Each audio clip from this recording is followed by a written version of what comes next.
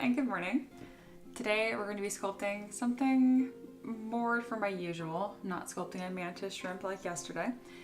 Still a little different than my normal. This is going to be not C3PO. This is going to be a very smug looking Warforged Noble. The requester specifically asked, and this is of course a Patreon request per usual.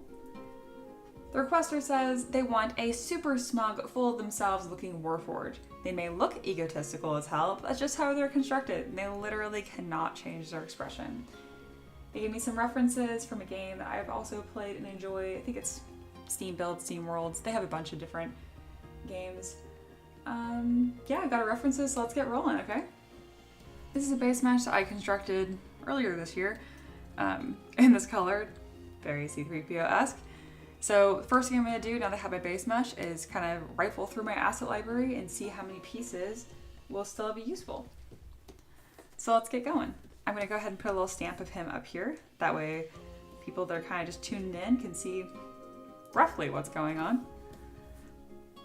I hope you guys are having a nice Wednesday morning. I know with the election a lot of people are feeling a little frustrated, but we're just here to have a good time, make some fancy characters, and hang out. And the first thing he needs is a hat. Every good nobleman has a nice hat. I have a perfect hat ready right here. I have quite a few steampunk assets that are going to, yes, lovely little hat. Obviously we'll fit him, we'll fit all this to his head later, and we'll also get some poly paint on there.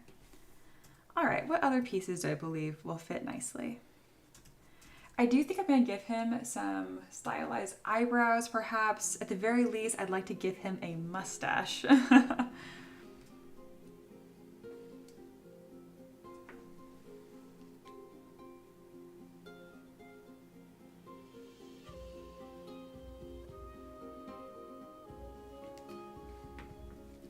Alrighty.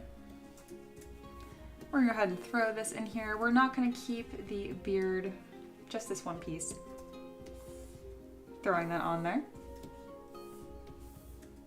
Any more pieces from this asset library that I like?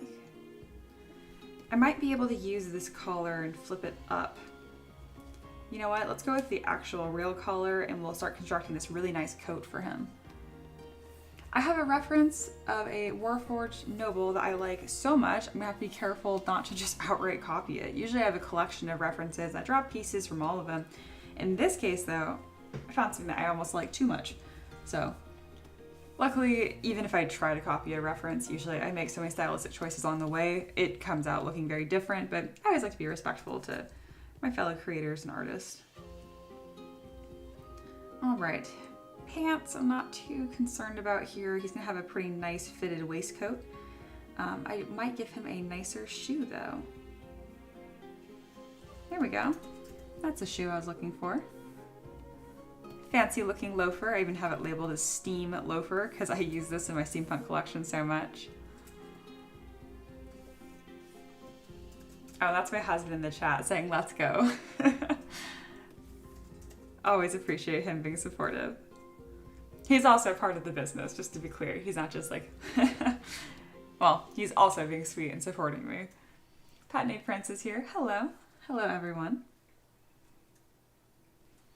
Today we are making a Warforged Nobleman. He's going to look very smug and very distinguished. Not so much because he feels that way all the time, but because that's just how he was built. So that's just literally his expression at any given time.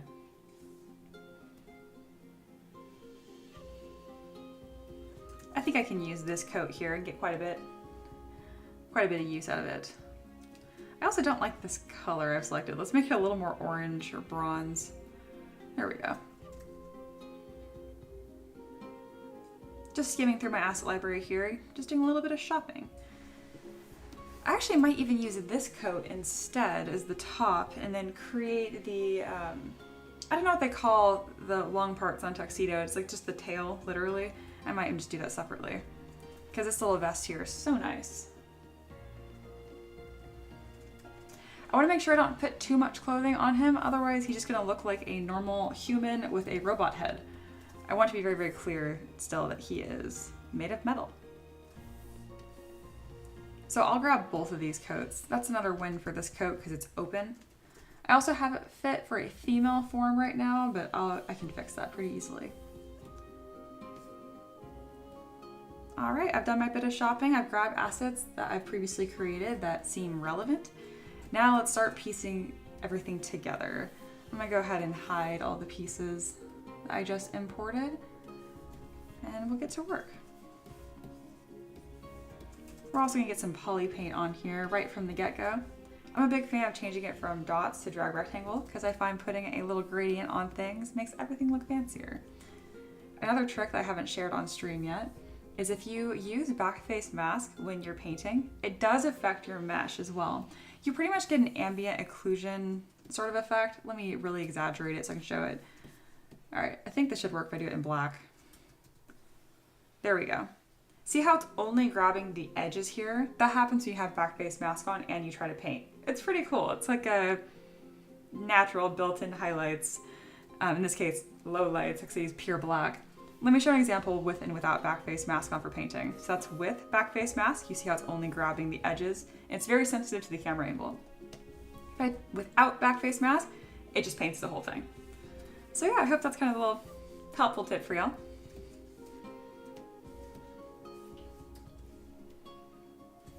All right. I don't have a ton of experience with doing metal people. I do have quite a few nice ones that I've made over the years that I like, but they're pretty far and few in between. Most of my body of work is high fantasy. Think more like dragons and angelic warriors and that kind of stuff. He doesn't even have eyeballs right now. All right, he already has a pretty funny, smug face, but let's go ahead and push this a little farther. I'm gonna scroll up to my reference.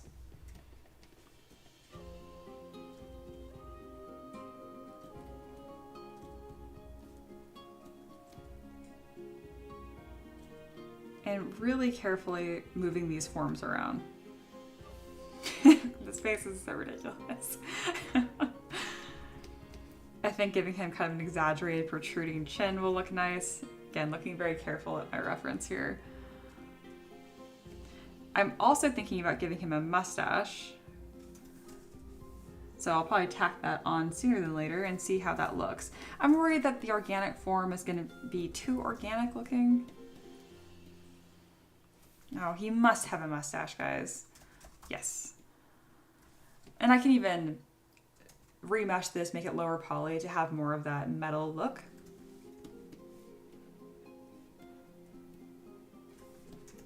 Oh, I think the mustache is absolutely essential. Wow, that is... I just love that. I like that so much more than I thought.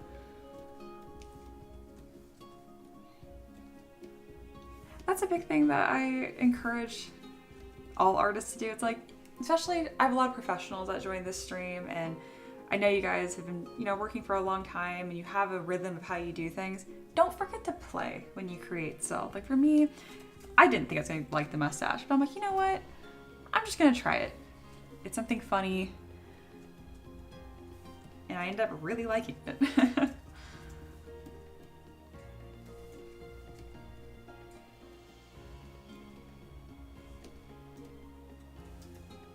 Very nice.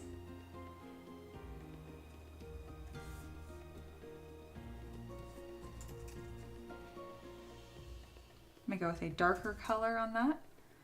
I'm still not 100% sold on the texture I have, because again, it's usually for a more organic form. That's fine. Next, we're gonna fit this bowler hat to him, and I do wanna remove these goggles here. I don't think they fit this character.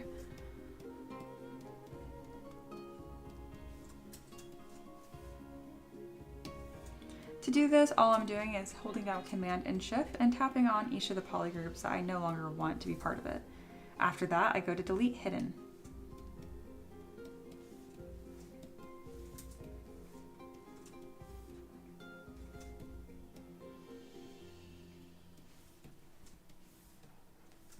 All right, just about done removing those little goggles. There There we go. I like that just as it is. Obviously it doesn't fit his head fantastic, so let's go ahead and shape that a little better.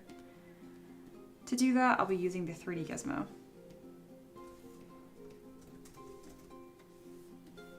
I don't like that it kind of bulges down on the side, so we're going to tuck that up and make sure the brim is the lowest point. There we are. I'll also grab the brim of the hat and do a few adjustments there as well. The bowler hat should be more flat, the brim, so I might even grab my mask lasso brush and upturn it on these edges.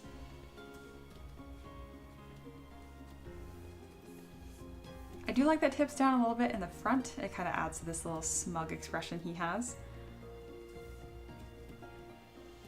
Fantastic. Something about him is looking a little young and baby-like, and I believe that's how close his eyes are to his non-existent nose. That's one of the hallmarks of making something look baby. So what we're going to do is try to separate his eyes from his nose. There we go. He's already looking a little more mature. And then I'm going to give him some like severe cheekbones and forms.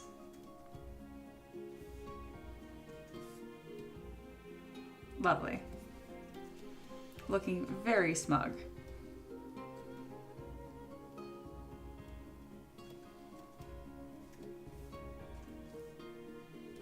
The Patreon supporter that requested this model has been supporting me for a very long time and is just generally lovely in my Discord community as well.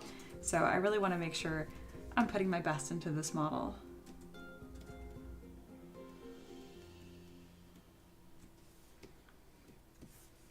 I think that looks quite nice. I also think the hat is a little small, so we'll increase that slightly and make it a little bit wider. There we are. Already looking fancier. Let's see if I can poly paint these eyes.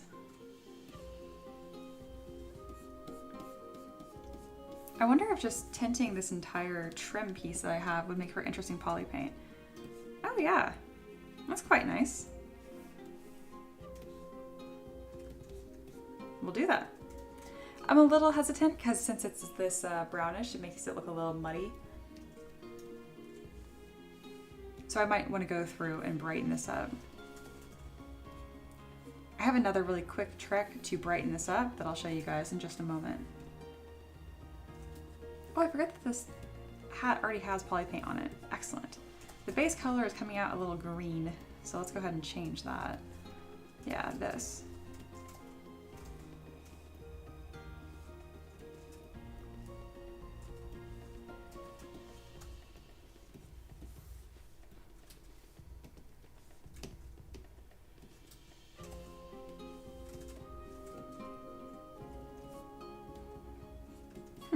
Doesn't let me change that band though. It's not a separate poly group, which is unfortunate.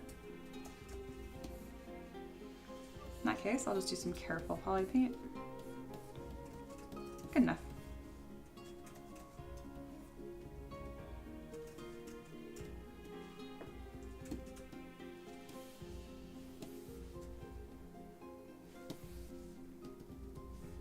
There we are.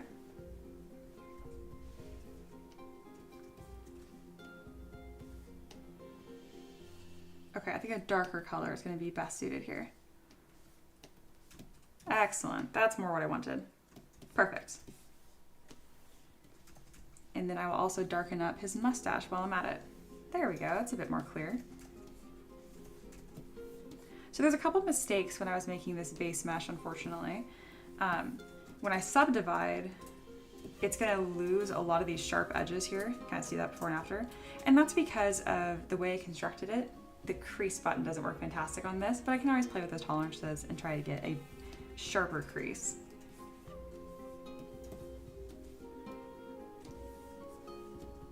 He's also quite slender, so I'm going to broaden his shoulders and add a bit more material here. I have a couple tricks how I like to do that. I like to add material to the undersides of the arms and the outside of the legs. There we go. Excellent. He's looking quite fancy already. All right, let's continue adding these pieces in. Again, I really like this vest. However, it covers up so much of that metal looking chest, which I really like. So I'm trying to toy with the best of both worlds here. We're gonna hide that initially, and then we're going to append this coat I have that's pre-made.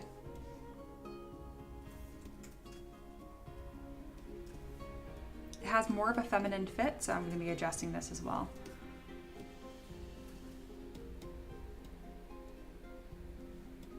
Here we are.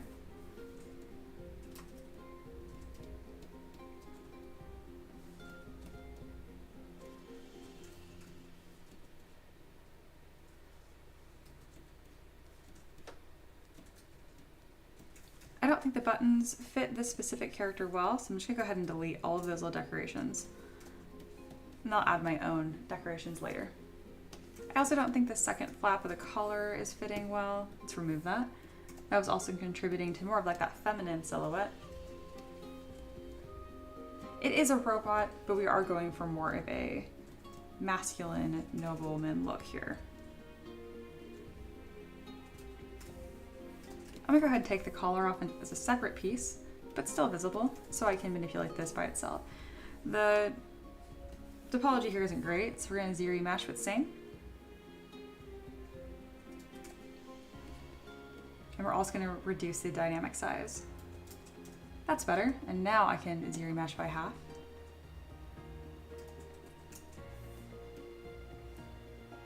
There we are.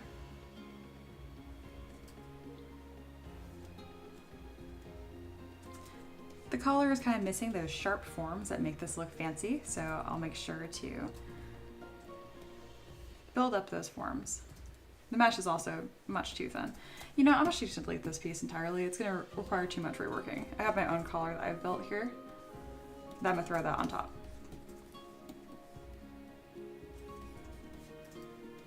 There we go.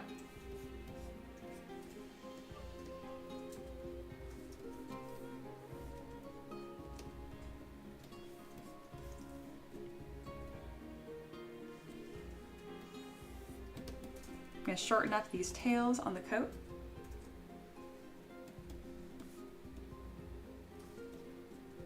There we are.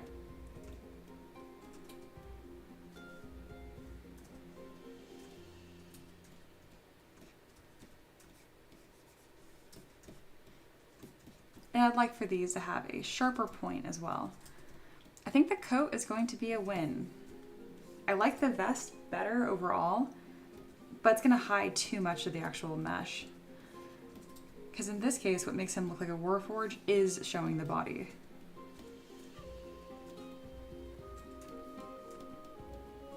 Being careful to maintain that broad shoulder look from the back as well. And I'm gonna make these cuffs a bit larger. To do that, I just mask, use my 3D gizmo, and increase. There we are. Looking quite nice, very fancy.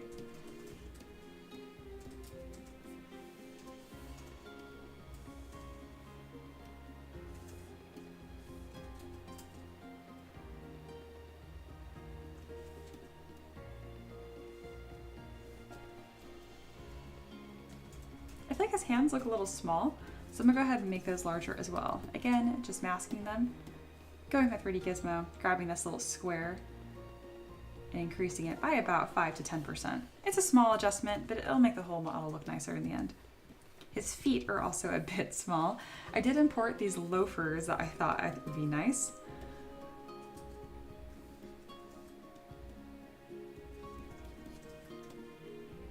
And I'm unsure whether or not he's going to have pants. It's one of those things like dressing a metal forge. It's kind of tricky. You have to figure out like what you are going to clothe or not clothe.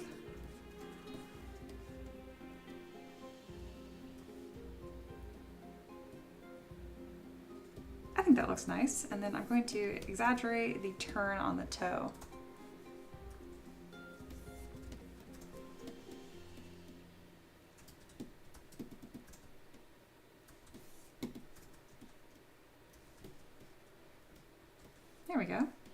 I like it. I'm going to mirror and weld. And I'm actually going to delete the feet that are hanging out underneath because this doesn't have multiple subdivs, so I can kind of just do whatever I want. I'm going to smooth the points that are left using my smooth brush. I always make sure to turn my min connected points to 1 under my smooth brush modifier, otherwise it doesn't play as nicely. All right, we're going to give him pants, but I think I'm going to have his knees exposed through it. We're figuring it out. I like that his chest is visible because you can see a lot of that mechanic machinery look. I'm actually gonna go in here and grab one of my pant base meshes because if I extract from his current base mesh, it's gonna grab all of these trim and detail pieces, and I don't want that. All right, there are some pants. And we're just gonna throw them on.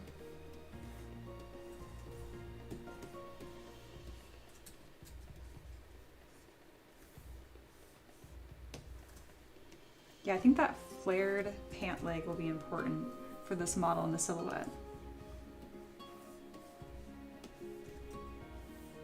I'm gonna hide his coat just to better fit the pants. And what's perfect is he kind of already has like a belt built into him. So I'm gonna tuck the pants under that. And then I'm not gonna forget to try to figure out how to add some machinery looking elements to these pants. Also gonna give the pants a pretty good flare to them. Gonna use the inflate brush to achieve that. And then I'm going to Z-mesh by same. Also polish by features because these pants are not fitting super well yet. They're much too wide and he is just not that curvy. All right, we're gonna fit from the bottom down. Sweet, everything is tucked. Also going to have transparency turned on so that I can kind of see the body underneath and use that as a guide.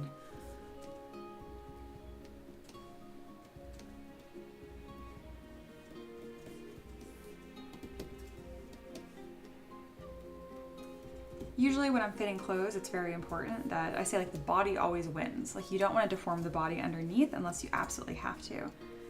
Even though you won't see the base mesh underneath, your forms end up a little more inconsistent. There we go.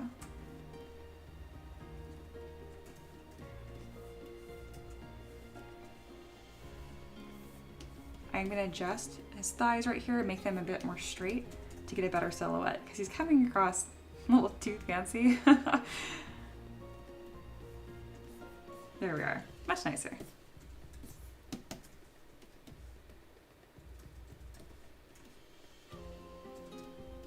You'll notice I'm working with 0 thickness here, so there's no mesh on the inside here. You only can see it because I had double turned on. I will be adding thickness later on. But first, I want to get all my forms looking nice.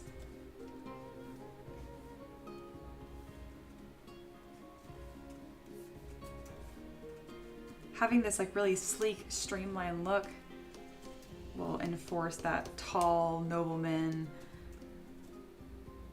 Warforged at the same time. All right, I think the topology looks pretty good as well. Pretty clean and easy to work with. I have it tucked into his waist because he has like a natural built-in belt pretty much.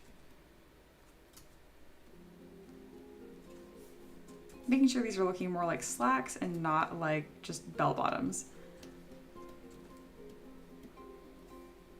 Though I love a nice flared pant.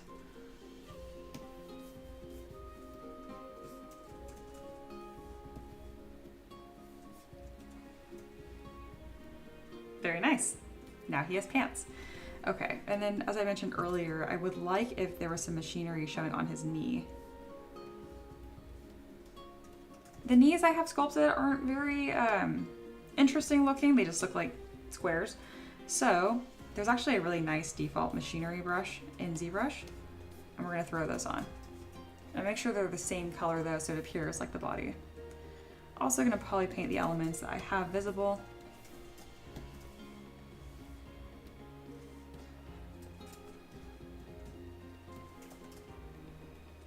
And I'm going to delete this coat because we're not going to be using it, but we will have the overcoat. There we are.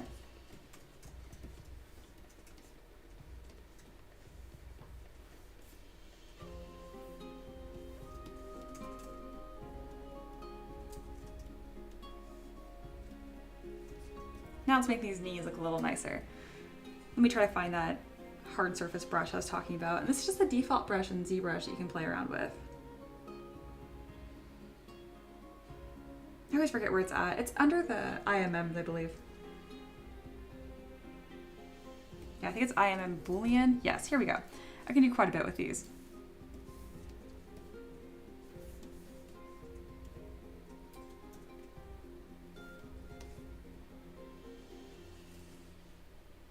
So right now I'm looking for a knee shape, and it's not going to be just one piece. We're going to have to like assemble it. I think that these would work really nice on the outside. Kind of building off of the form that I already have. There we go. That will be one piece. We'll do another on the other side.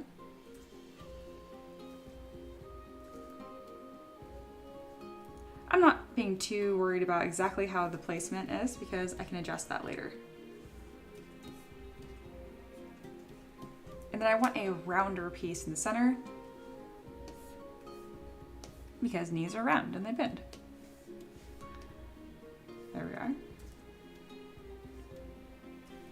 I might layer up a few of these. As of now, I don't like the clean edge on the other side of these. I kind of wish I had mirrored them.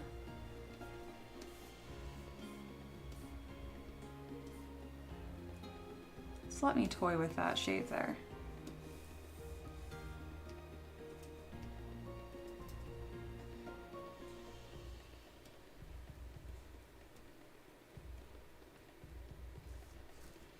There we go. I can kind of make it look almost like a buckle where it's going to overlap between these two pieces. I like that a lot. I'm going to stretch it so it meets the top of that other form though. And to do this easily, I can grab my Move Topological brush, which will allow me to just grab one piece at a time. Also going to hide the original base mesh underneath too. There we are. All right, let's just make all of these joints line up nicely. And then hiding the original knee. Okay, I like that buckle quite a bit, and we're gonna do the same treatment on the other side. So right now I'm masking that piece, inverting the mask, duplicate, and flip. I could have used the brush again and just drug it in, but the piece is right here, so I don't mind just maneuvering it over.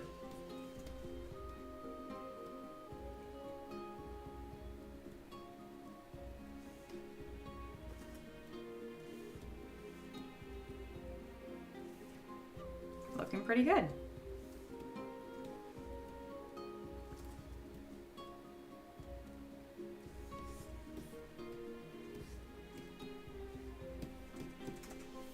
Going back to the same treatment I did on the other side, which is just making sure all these pieces and hard edges connect in a way that makes sense. It doesn't have to be perfect, but you definitely don't want all these meshes clipping through each other. It just doesn't look as nice. All right, we have some pretty nice knees that I've built here. And then let's see if I want to add one more detail in the center of these.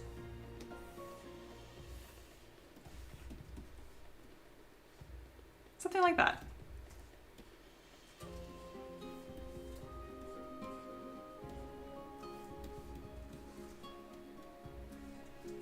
Those are some very fancy knees.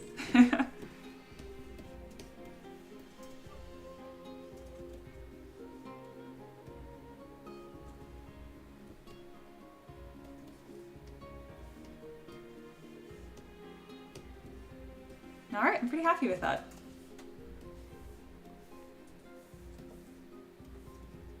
I'm going to adjust the lighting a bit here. I'm going to brighten him up. Make it a little easier for you guys to see too. There we go.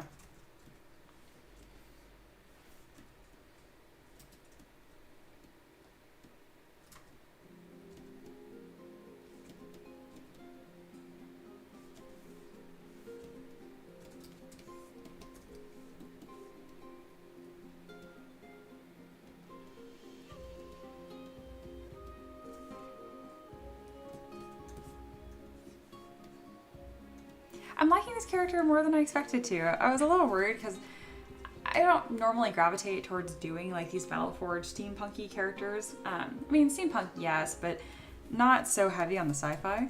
But I'm really enjoying this.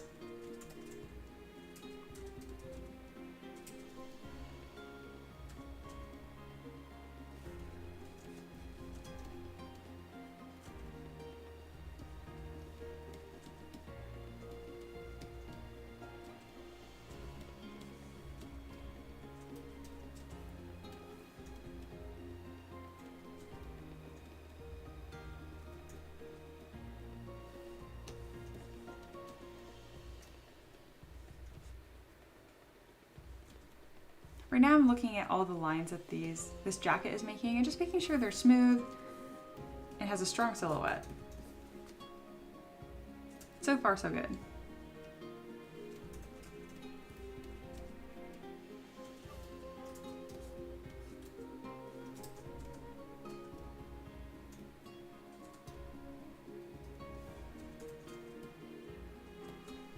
I think it's very funny he has this lovely coat and stuff. He almost looks like a detective to me, but no shirt.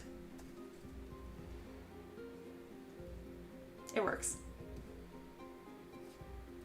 All right, I'm not sure how much more I need to add as far as main components. I'm not going to be giving him a weapon as he is a nobleman. I thought about giving him the cane, but I'm going to give him more kind of like a butler-like pose. He'll have a hand in front of him and then one tucked behind him in kind of like this classy way.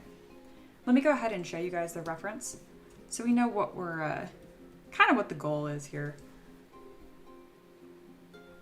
So these are the references that my Patreon requester gave me. And again, the description being, this is what the goal is today. A super smug, full of themselves looking Warforged. They may look egotistical as hell, but that's just how they're constructed and they literally cannot change their expression. I would say he looks very smug. Very happy with that. And these are those screenshots from the game I mentioned. And it's not so I can like copy it, it's just to have like a vibe of how stylized they want it. This is the reference I found that I really, really liked. And then this is the pose that I'm going to be doing.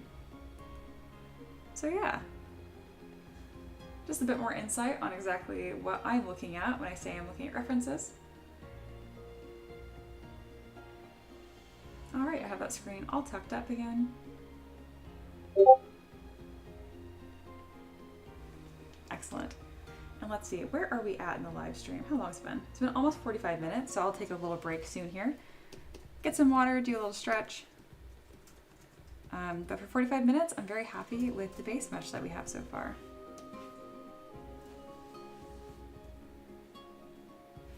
Playing with the lighting a bit more. Again, the sticker at the like the high left here, that is just the base mesh I started with. Patnade says, as soon as you said detective, it reminded me of the cartoon Sherlock Holmes in the 22nd century. His Watson was a robot. Oh, that's true. Very cool.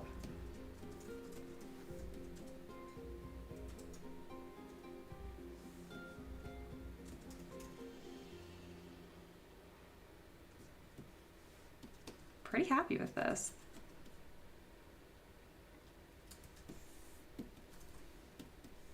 Still needs a lot of detail and work, but overall looking quite nice. I think my colors are a bit dark here, so I want to lighten them up. I don't mind the shoes being dark, but this coat I think needs to be something different. Maybe something more silver.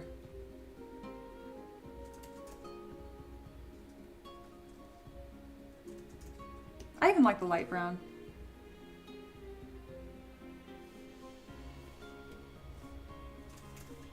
Same with the collar. Very good. And then I can actually add some color back in just on the cuffs.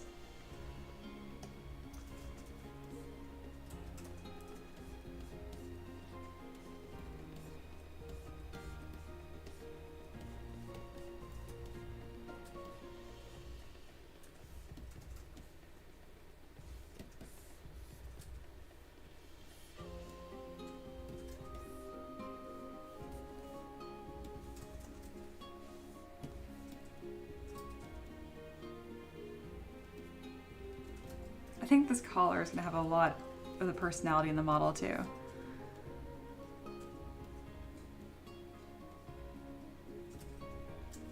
This is my favorite little collar base mesh, goodness, to work with. Because it's so low poly, it's really easy to make a lot of different forms quickly. I think I made this last week or the week before.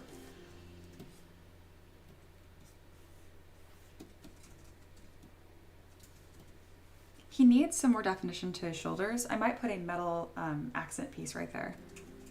Maybe something similar to what I did for his knees. Let's go ahead and duplicate the knees and let's see if maybe I can get some more mileage out of these knees. Throw them on the shoulders, just see if I like them.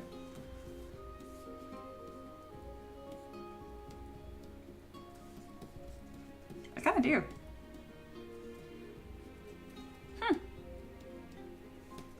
Didn't expect that to work so well. It's quite nice.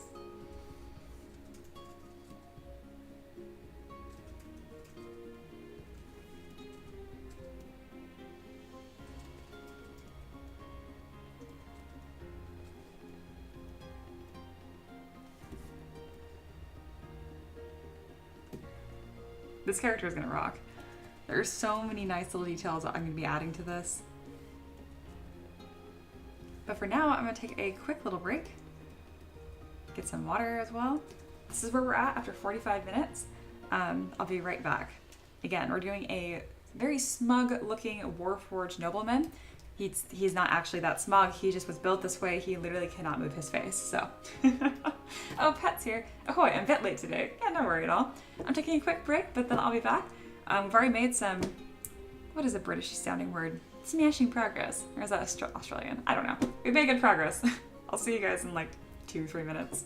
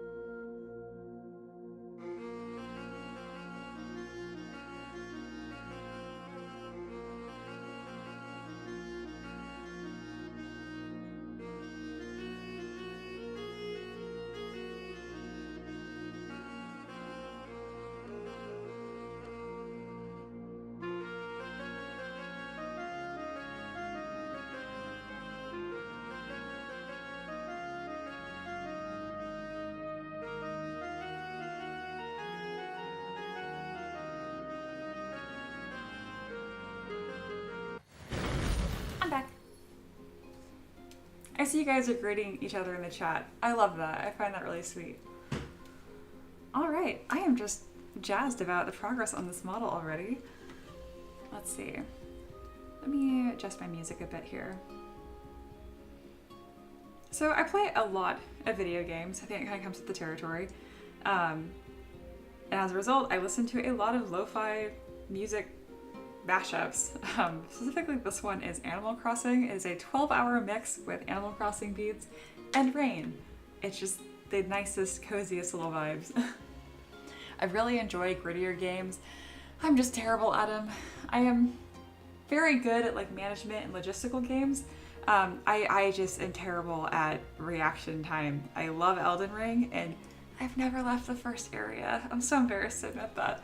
I enjoyed the beginning area quite a bit, but I can't get past it. I can't defeat Margot or whatever the stupid name is. Anyway, I feel like I can get through it. I just have to treat Elden Ring like a part-time job. I'm just not good at it, guys. I feel pressure and I lock up and I do not react well. But I really enjoy the game. The artistic direction is incredible. Pat says, I'm already loving the model. Thank you so much. I am curious though if you guys play video games, or better said, I know you guys probably do, so like what games you like to play. Obviously right now I've been playing a lot of Dragon Age Veilguard. I absolutely love it. It's not so severe on the reaction time. I can actually pause and kind of plan out what I want to do. But for the most part, I'm actually good at games like Civilization. My dad played a lot of Civilization growing up, and I always thought it was the coolest. Any like desktop tower defense games I also really enjoy. And then Frostpunk, huge fan of Frostpunk. I have not played the second game yet because it's only on PC. And I primarily play it on console. I do have a PC that would run it no problem. I just, Alright, what do I want to do with this now? I'm probably going to do my like top-bottom approach here where I just go through and start adding my secondary forms. I'm going to get rid of my little C3PO stamp because it's so blown out and I feel like people are going to be like, what is that? So we have a new progress marker. Here he is. This model rocks, guys. I am so happy with it. I like how clear it is that his chin is like protruding like from a side profile. I kind of wish it read a little better from the front. I wonder if I just need to... There we go. That's the contour I was looking for. It's a very small adjustment. I'm going back and forth right now. But I think it helps a lot. Pat says, I love games, but I don't have any time to play anything. I get that. That's how I was in college. I really like Civilization, XCOM, Final Fantasy, and Resident Evil Classics, but zero time. Well, I hope you find more time in the future. It's really important to make time for stuff like that still. I think video games still get a bit of a bad rap, but I couldn't care less. It's how I like to spend my time, my free time. I remember it earlier last year, so almost 2 years ago at this point, I actually stopped playing video games entirely, and I buttoned them all up. I didn't sell them or anything. I buttoned everything up, I put it in the top shelf of the closet, and I wanted to see what I would do with my time if it wasn't video games. And initially, I was really productive, and I was doing more art and more stuff outside. But very quickly, I'm like, it's just not really how I want to spend my free time. And maybe I don't care if I'm spending my free time the most productive way possible. I think I had this belief that if I stopped playing video games that I would suddenly become like a art master and like, I don't know, like I was gonna spend my time wisely all the time. But if that was true, then people that don't play video games would be virtuosos and all kinds of stuff. Now, virtuoso means that you're already gifted. You know what I'm trying to say, like everyone would have some skilled passion with all this extra free time. Obviously not the case. So I decided to not be so harsh on myself and just play all the video games that I want and not worry about it. And the reality is, I noticed that when I went earlier this year, I replayed through the Dragon Age series in preparation for Veilguard coming out. And specifically, I started with Dragon Age Origins. And I love the gritty designs of Darkspawn in that. And shortly after that, I sculpted Baylor, which is this big demon. And the face actually looks a lot like the Alpha Ogres in Origins. And it's so cool like that artistic influence came through into my work. And then that also kind of helped me not feeling shy about playing so much video games. Oliver's here. Good morning. Pat says, it's like when they say that if you save the money you use to smoke, you could buy a Ferrari. I don't smoke, but I don't have a Ferrari either. Oh, I really like that. That's a very, very good point. And it's such a solid logic on the surface, but you're right. I also don't smoke, and I also do not have a Ferrari. I do have a very nice diesel truck that I'm very proud of. Ricky and I bought it earlier this year, but that's besides the point. It is red though. That counts, right? That's like... Pat Patinae Print says, having an outlet that isn't your usual day to day is healthy. My wife, he said my wife and I, but I think it's wife. My wife and I play a few games of Magic a month. Very nice. Goodness, I have a, I don't know if I've told you guys this, but I have like, a respectable hoard of Magic cards. And like, I don't play with people. I play online, usually against like bots and stuff. I used to play Gwent, like a ridiculous amount of Gwent. Obviously, I started playing Witcher, but then they had the actual like developed game for it. Played a lot of Gwent. But anyway, I have I'm looking over here because that's where all my cards are. I have boxes and boxes of Magic cards and Pokemon cards. Like, I know each one of those boxes is like $55. Not a wise spend of money, but I love them, and I spend a lot of time reorganizing them, and I have binders, and I actually use my Magic cards, and I will draft little collections that I then sculpt into models. Does that make it a tax write-off? Because I'm technically using it as references? Anyway, not important. I could ask my aunt. She's a CPA. She'd know. And Pat Knight specified, yes, my wife. All right, I'm starting to wake up. The coffee is hitting. More people are here. More people are chatting. I'm also getting very distracted. All right. Very productive 45 minutes. I'm gonna keep going. So whenever I'm not quite sure what to do next with the model, I kind of do what I call a top-down approach. And what that means is I start from the very top of the model and I make sure it has all the forms that I want. So the hat is complete. I'm not gonna mess with that anymore. I'm also quite happy with his face. So the next thing I'm going to do is move on to his collar. I'm gonna grab my references. Also going to de-frizz my hair. Yes, there you go. And then I'm double checking, make sure the stream doesn't get too dark. And not like dark tone wise, but ZBrush is a pretty dark program. And I know it can be hard to see what's going on stream. Something else I could always play with, and if you guys care, let me know. But I can actually load through different color presets. I'm just scrolling through them right now. If any of these improve the visibility or readability for you guys, let me know. I know the only thing that really matters is this inner box, but I figured I'd bring it up. Different aesthetics can be nice. There, that's my default, I think. Let me go to Preferences, Config, Restore Custom. There we go. All right, back to it. Let's do this color, and then I'll continue chatting with y'all. One day, I'll be able to do both, and I am getting better at it. But you guys are always a bit more interesting than I bargained for. And it makes sense, because if you guys are interested in watching a live stream like this, it's very likely that we have other similar interests. All right, color looks quite nice. To add thickness to this, I actually went under the Dynamic tab, and I've already applied it. Just a reminder for all my ZBrushers out there, Dynamic is just a preview. If you don't click Apply, nothing actually happens.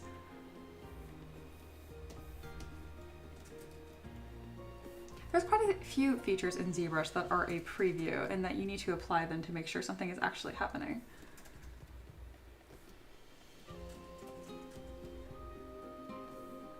All right, I'm gonna build up this edge here a bit by going in with my standard brush and lazy radius. And by the edge, I mean right along here. So I'm doing one stroke all the way around. I like what that did. And if I click number 1, it will repeat the last brush stroke that I did. There we go. That's nicer. I have a little bit of a dip in the back here, so let me fix that.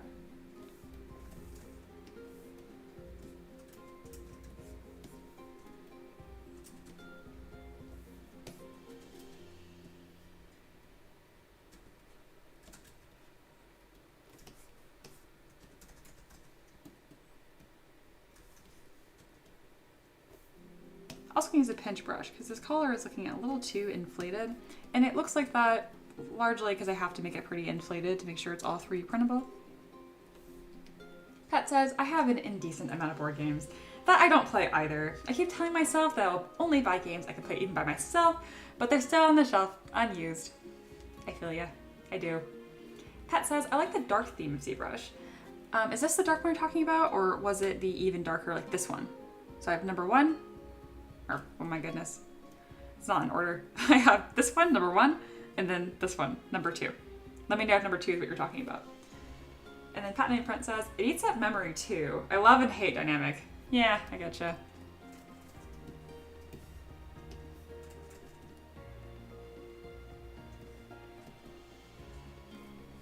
Let's see. And then yeah, Pet says that one too. Awesome.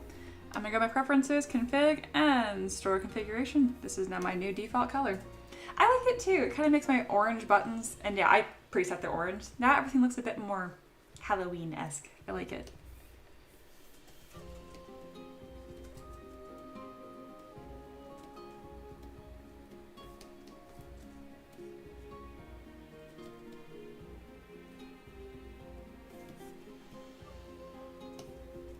There we go. I love this ridiculous dramatic collar here.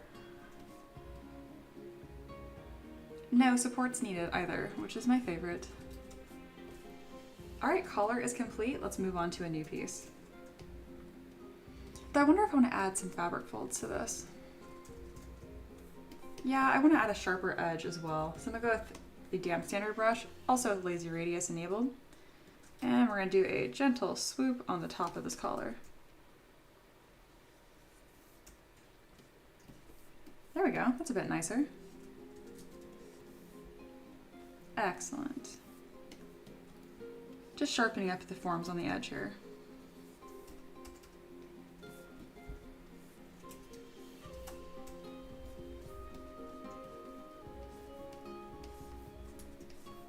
Lovely. Patent and Print says, you could make the buttons on his jacket as cogs. Ooh, I could. I'd love that. Yeah, I'm gonna do that. Speaking of, it is time to detail the jacket now, so let's move right along. First, I am going to decimate his collar because it doesn't need to be 30,000 points, and I like to be tidy as I work through my model.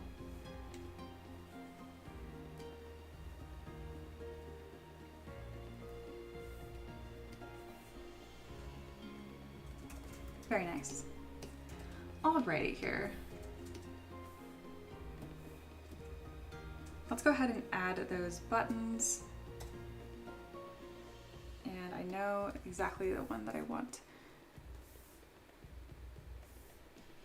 I think the crown nut would work well. I also have a basic one and some Phillips. Which one do I want? It's gonna be very small, so I need to have a pretty distinct design. One that extrudes well too. Even like little gears would be cool, just what you mentioned with cogs. There's a brush in here that has gears and I cannot find it. Was this it? No, it wasn't. I forget that they have this default gun piece brush. This is so helpful. Ooh, I like these better. These all look more buttony to me. That one especially. Ooh, maybe this one.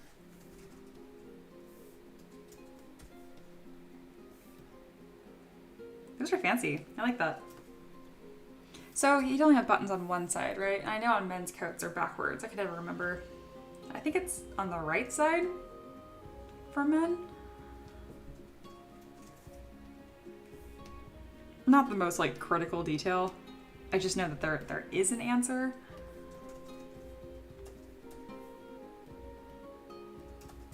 Why does this not want to poly paint? There you go.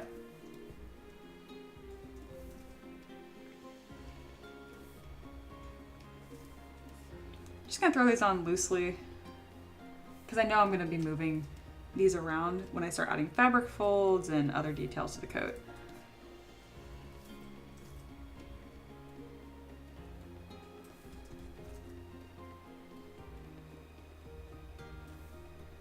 I think 4 will be plenty.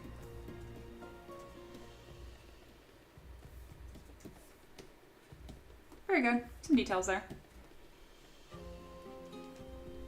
Pat says, I love the sheriff look. The hat is awesome and the mustache. The mustache is the key. Oh, I totally agree. So I put it on earlier in the stream. I was actually just playing with the design. I didn't even think I was going to keep it. But I'm so glad that you also like it. I might make the mustache even bigger. Pat says, whenever I look for parts like this, I get cross-eyed. I prefer to use the panel with the M key. Panel with the M key. What does that mean? I'm very curious.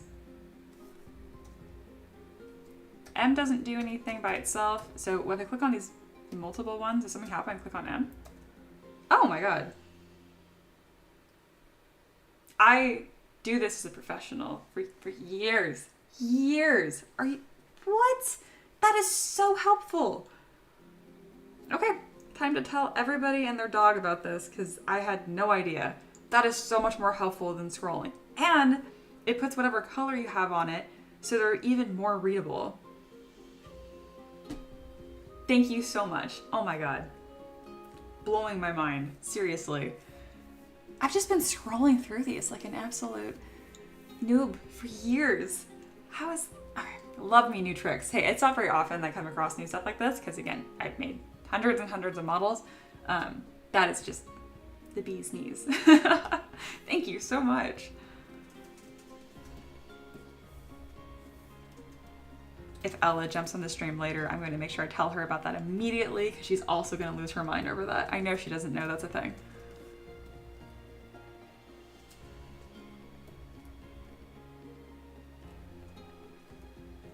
All right, right now I'm adding a trim piece to this coat using the ZModeler brush. I'm still thinking about that little, that's so awesome. I'm still mind blown.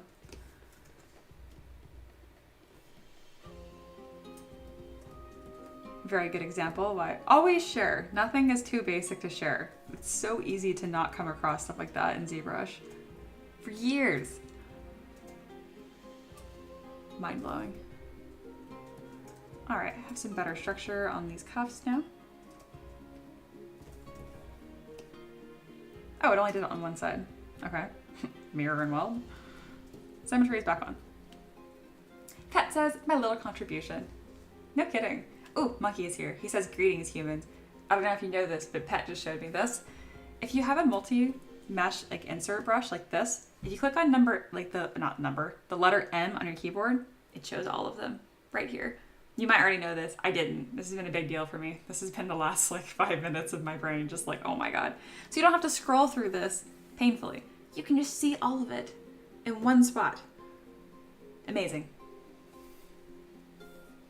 And even if you already knew that, I don't care. You get to see it again because it's really cool. All right, that has some better structure to it. And now let's move on to the pants. I'm gonna use close holes on this. And next I'm going to add some cuffs. So I'm just gonna extrude the base layer here. There we are. It's a little crooked right here. I'll just manually fix that with the move brush. There we go. And then I might add some loops on the sides. Very tentative, I probably won't. Depends if it adds better structure to this or not. Okay, I'm gonna do that, and then when I add more fabric folds, it might be helpful. Monkey said, I did not know that. You said N. No, not N. M. M as in Mia. Or M as in material.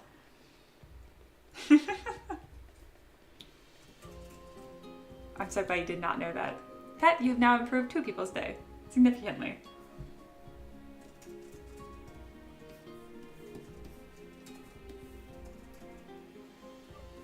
I kind of like that. It's like a really dramatic crease.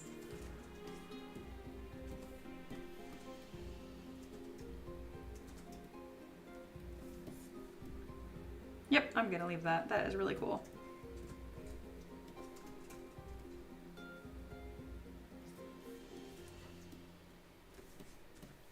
I'm also gonna make his mustache bigger. It needs to be bigger. Yes. Also gonna add more material to it because I really don't want it to be fragile and just break off. Okay, yeah, it sticks to his face pretty good. Very nice. And then Patented Print says, N brings up your subtools. It does. I'm just baffled. So if I click on it here, will it select it? Is that like the whole thing? Oh my god. I never have to scroll again, guys. Thank you. My God, so I just sit here? I'm gonna have to just sit here off stream and just click on every key on my keyboard and see what it does. U is Z intensity. Okay, that's fine. That's pretty much the same thing as spacebar I get to. I is RGB. Oh my God, they all do something. I really feel like I should have just done this before. Draw size. Okay, I knew D does subdiv. I don't need that. F is for frame. I knew that. G does nothing. H? I don't know what H is doing. What is H doing, guys? I guess there's a toolbar you can like hide and unhide at the bottom. Oh, ZBrush, why are you so nebulous? Why isn't this, like, I've read through a lot of the ZBrush, like, Pixelogic documentation, just to learn these little tips and tricks, and you guys just shared 2 of them with me right now. This subtools with N is just as exciting as the multi-material. And I see that it shows what letters are highlighted based on what I have. So, like, C is highlighted because I have color. That's so cool. Thank you, thank you, thank you. Monkey said, I'm honestly really excited. Right? Ah, this is fantastic. Thank you, Patnade, Prince, and Ted. Amazing. Amazing.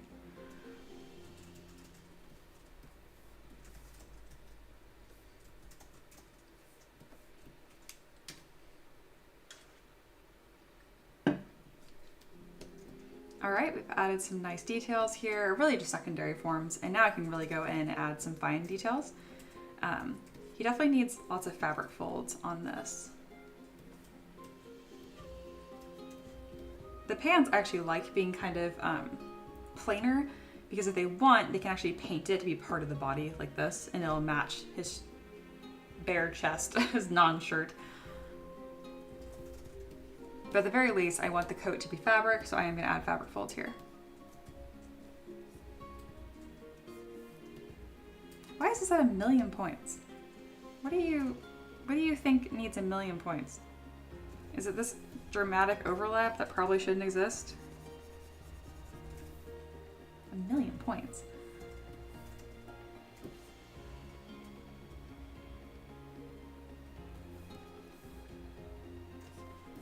Probably this.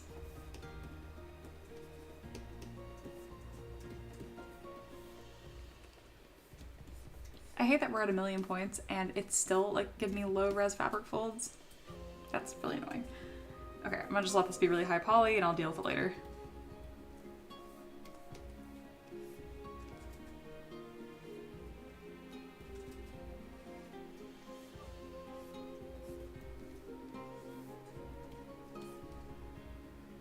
Monkey says, I never use the bottom toolbox. It honestly annoys me because I end up clicking the area and dragging up too often. I don't want that.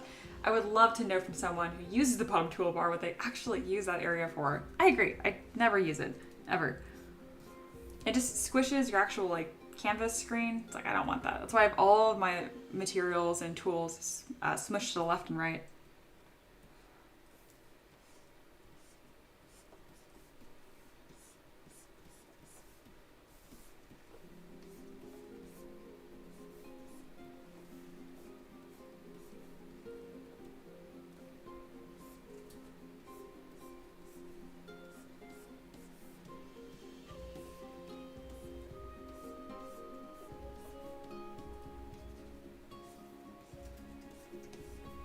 Alright, just adding fabric folds throughout this coat, keeping them pretty small and tight because I'd like to think that this is a somewhat thin material.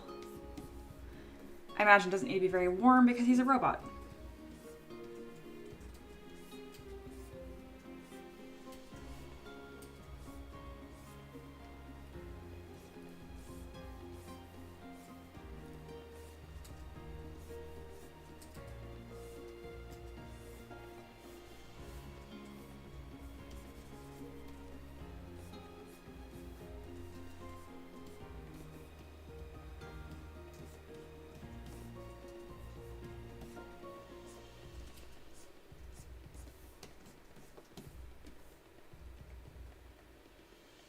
Alright, looking pretty good.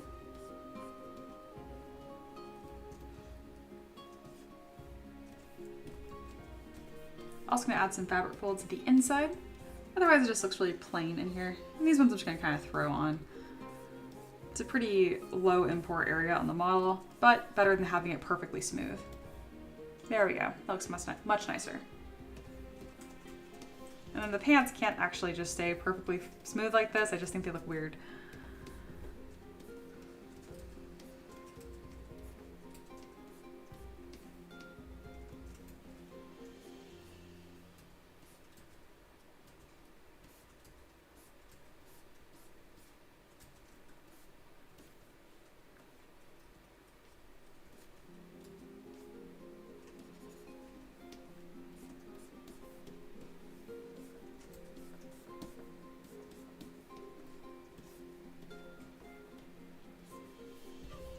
Alright, and this is the folds that are going to be around this knee insert piece.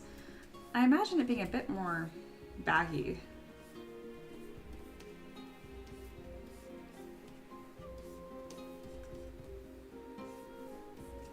I'm going to do this out of symmetry really quick. And back into symmetry.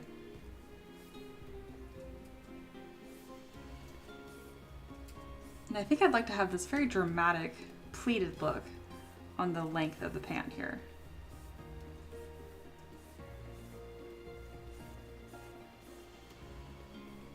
Usually I don't do such stiff and symmetrical fabric folds, but with this model specifically, I think it suits him well.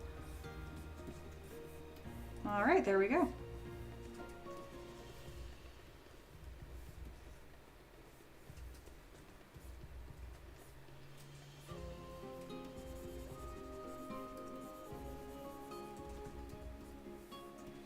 I didn't add like a belt piece. Here we go. I was like, what is supposed to be here? Something is supposed to be here. There we go.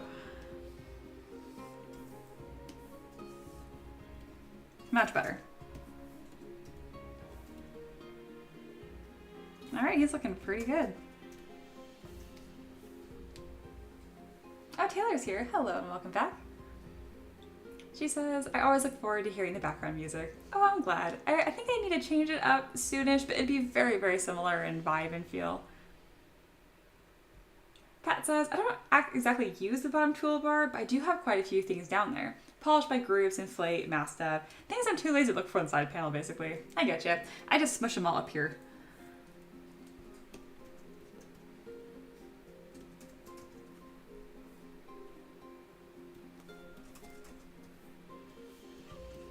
Goodness, this model is coming together very quickly.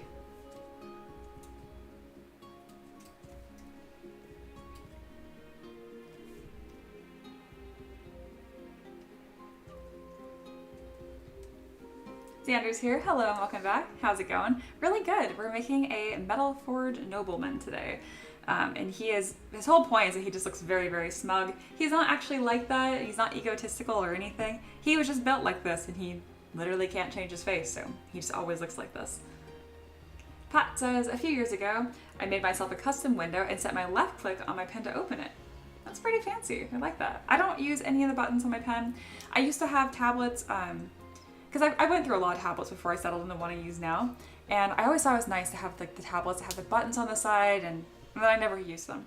I am glued to my keyboard. My left hand is always on my keyboard doing all my hotkeys and stuff. Most frequently, I use spacebar, Control, Command, and Shift, and Option. I use them all the time.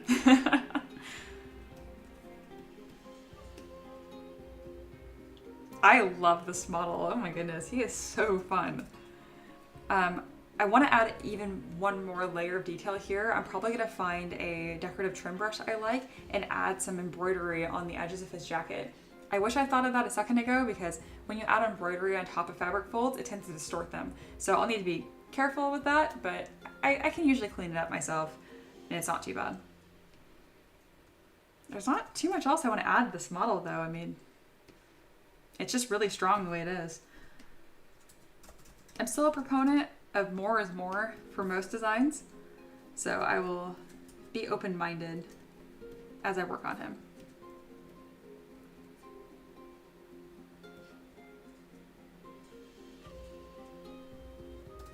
All right, let's go ahead and grab one of those embroidery brushes I was talking about.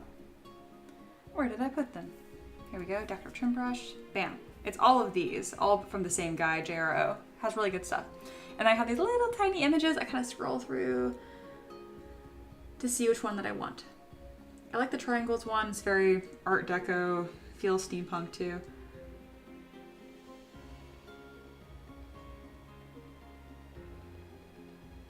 I like the very simple one too. So I'm between 57 and that one I initially saw, 45.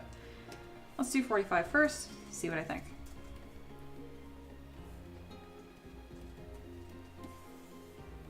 Yeah, I like that. I like that a lot. I'm gonna have back face mask turned on, otherwise it will go through both sides of the jacket and kind of deform.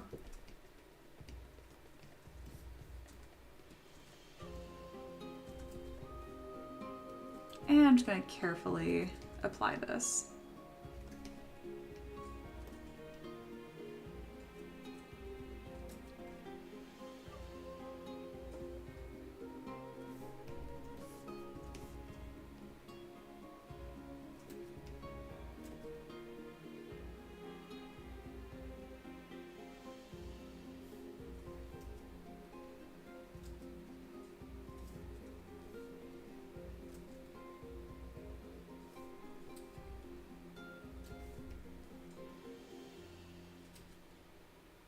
There we go.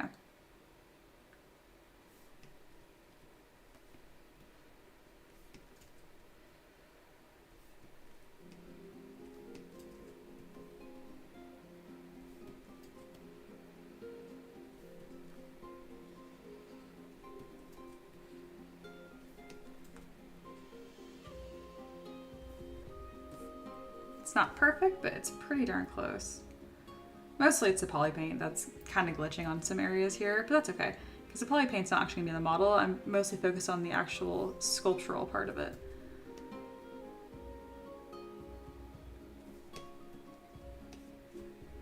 Monkey says, I have two configs. One that's similar to Mia's, but modified to my liking from the config file she shared on our class Patreon. And I have another custom config that I set up for when I render stuff. Very nice.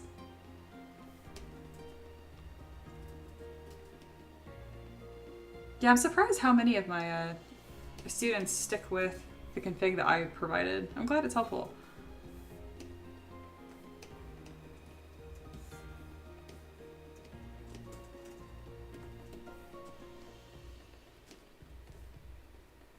Yeah, this embroidery adds a ton of interesting detail all the way around here.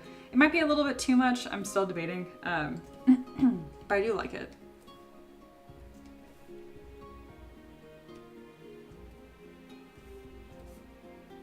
Let me look at this with no poly paint.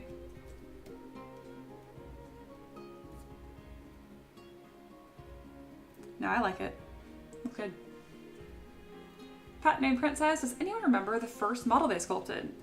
Yes, or one of the first. I can't remember if this is the actual first. It was a Perryton, which is like a half rat, half reindeer, half eagle. That's 3 halves. Monkey says, it's easy to follow in the class video and a lot of it makes sense. Oh, very good.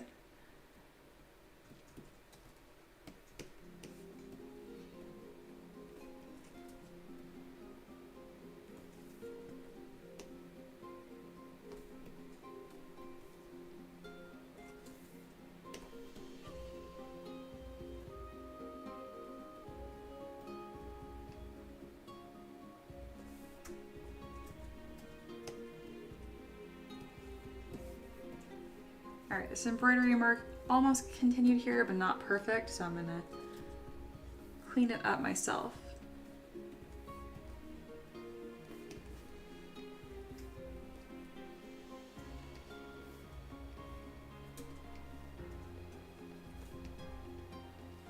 And I'm just doing this very simply with the damn standard brush.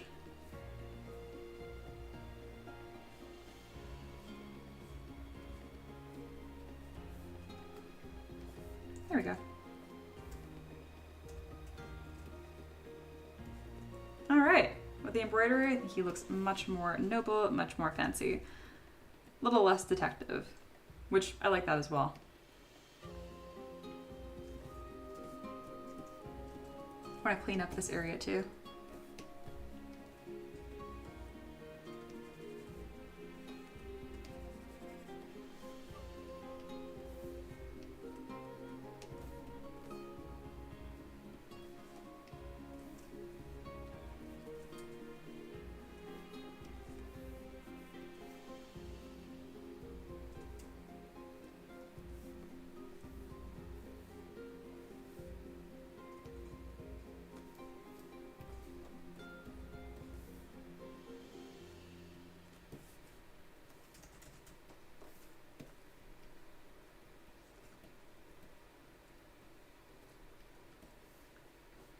guys for hanging out. Wednesdays are always slow days for me. Not a fan of hump day. Never have been. It's always my least favorite day of the week. And then today I had this Warforged slotted, and this isn't... Again, this whole week has actually been unintentionally full of challenging models. The Angelic Belly Dancer is up my alley. However, I also was doubling that model for a Spicy Arts model, which kind of requires some different thought processes and things to be mindful of. And I followed that up with the Manta Shrimp, which is super odd and not like most things that I sculpt. Also, it's rare that I do a sculpt on string that's completely from scratch.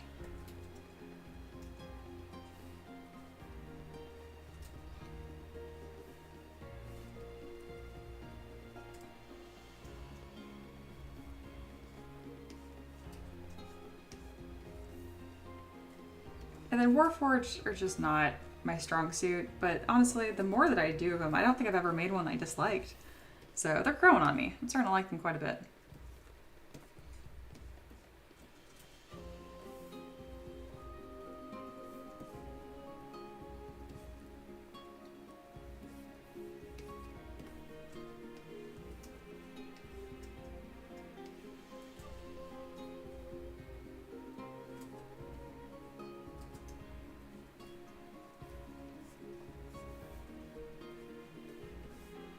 There we are. Got a lot of nice clean lines here. He's looking great. All right, let's see. Pat is talking about one of the first models that he ever did. Or I said he, actually I don't know. They. Let's see. Oh, you guys said a lot. Let me scroll up here. One moment. Monkey said, my first model was a miniature beholder. Oh, how fun. Pat says, I think mine was a grumpy old man or something like that. Monkey says, I actually have still the first print of it right here on my desk. That is lovely. Pat says, my first one start to finish was for my favorite cartoonist, Bucky O'Hare. Very cool. Someone new is here and being sweet. Thank you, Armin. Pat says, that's so cool, Monkey. I wish I had my first ZBrush experiment so I could try to print them just for the laughs. I feel that. And then Xander says, there's no elves. Yeah, it's been a bit. That's my favorite thing to sculpt. But so Xander, what I do now is I actually focus completely on Patreon requests. So it's the legendary tier and people can make one request every single month and then that's what I sculpt. That is what I do now. So everything you're seeing, that's just what's been requested. And not a whole lot of elves recently. I think I have a couple coming up in the queue though.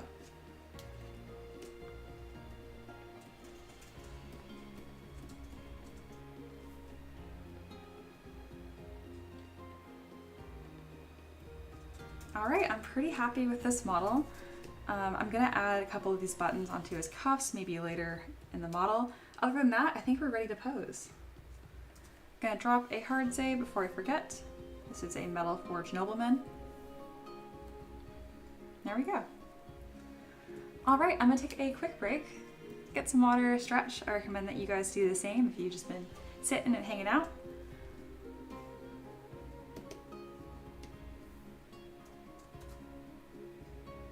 Xander says, so I need to get on that force you make elves. I wouldn't mind. I mean, again, you'd be supporting my livelihood on Patreon, and I get to sculpt elves, so this sounds like a huge win-win to me. All right, I have a fancy render up right now. Pretty happy with it.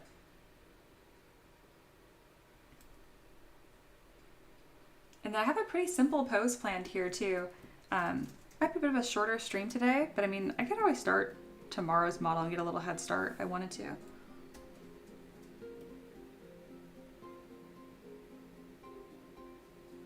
Oh, and obviously that offer extends to everyone, not just Xander. If you want to decide what I'm going to sculpt, y'all literally can do that. That is the whole point of my Patreon. I have the link to that pinned at the top of the chat. And if you have any questions about how request works and stuff, just let me know. It's a somewhat newer system. I've been doing it from since June. And since June, I have sculpted 75 requests. Over the years, I've definitely done a lot more than that. That's just how many I've done this year. Let's get some more dramatic lighting in here, shall we? There we go. Makes it a little more readable. Monkey said, I could go put in a request for a meditating monkey. You sure could. And Pat says, like the one for the Lion King. And then Monkey says, like one that is me or Lion King, whichever, artist choice. I would love to do that. I've actually been thinking about ways I want to collaborate with you, Monkey. I was talking to my husband about it this morning. There's always so many things going on. I know you know how business is. But I've already been thinking about that. I was wondering if maybe I just bump your custom model request from 1 to 2 instead. And then whatever that second one is can be more focused on whatever like collabs we're going to do to complement maps you have coming out or stuff like that. I just had it rolling in my head. All right. He is coming out fantastic. Very happy with this. I'm going to go on a quick break and then I'll be back. Thank you guys so much for hanging out. If you haven't already, subscribe or just remember my schedule. I live stream Monday through Friday at 11 a.m. Eastern time. And that's everything. I'll be back in like 2 to 3 minutes. Thank you guys for hanging out. It's always a good time.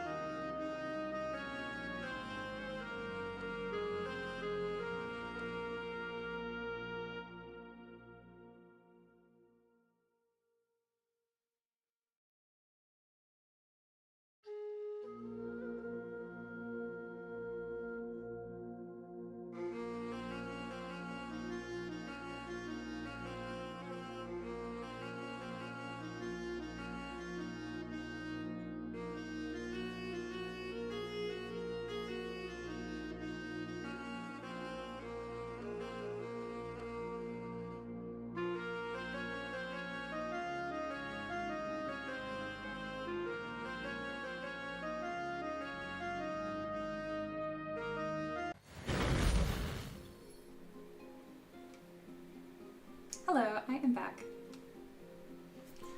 Alright, so I think this is the last stretch of the live stream potentially. I'll be getting this all posed and then post-processed, and then thank you guys for hanging out, and as a thank you, I'll be sharing this model for free on stream. If you're watching in the future, it won't be free anymore, but the link that I've pinned on Patreon, that will have this file plus almost 900 others. So if you're looking just for stuff to 3D print, there you go. If you want just this model, I do individual sales on my mini factory. All right, let's get rolling. I already have my pose I have planned for pinned. It's gonna be kind of like a butler-esque pose, even though he is a nobleman. And scoot my chair forward. There we go. All right, I think we're gonna set.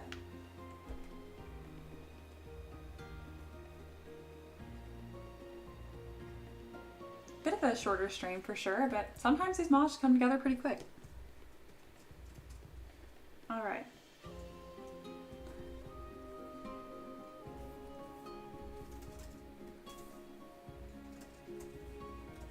I don't have too many pieces to deal with here, but I like to run through all my subtools and make sure that everything is low poly or has low poly available before I pose. Yeah, funny enough, this model is like over 6 million points right now, and that's just because these ridiculous coat is 4.5 million, and I needed that to get that embroidery pattern on here that you see. Also, I kind of want to double check that that's pronounced enough. It's pushing it for sure. I'm gonna go ahead and take Damn Standard and do a hard crease on the outline of it.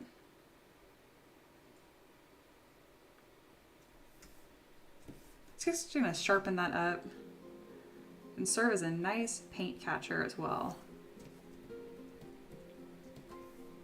That way, eventually when I paint this, I don't have to be as careful on the outside. The wash will just catch this line. There we go.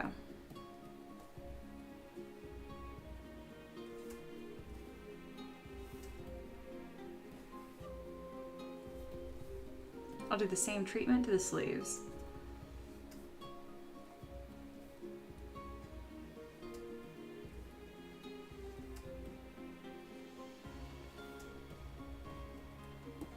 All right, now we are ready to pose.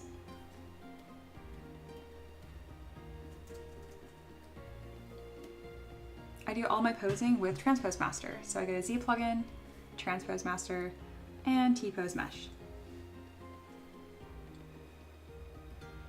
All right, here we are. I like to turn off perspective, and that's just to keep the feet level. I do that because I design 3D printing for tabletop minis, and that just makes it easy to make sure they'll fit on the base. Every now and then I'll have a custom base where they'll have like 1 foot raised so it won't be level, but that's pretty rare.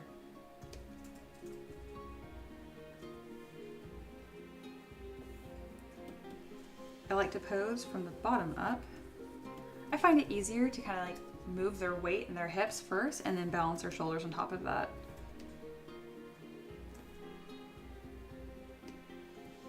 Pat says, already posing. That's fast.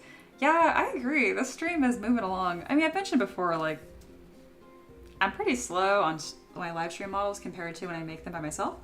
But I'm definitely getting faster on stream as well, kind of closer to my normal workflow. That being said, this one was just, I guess, simpler.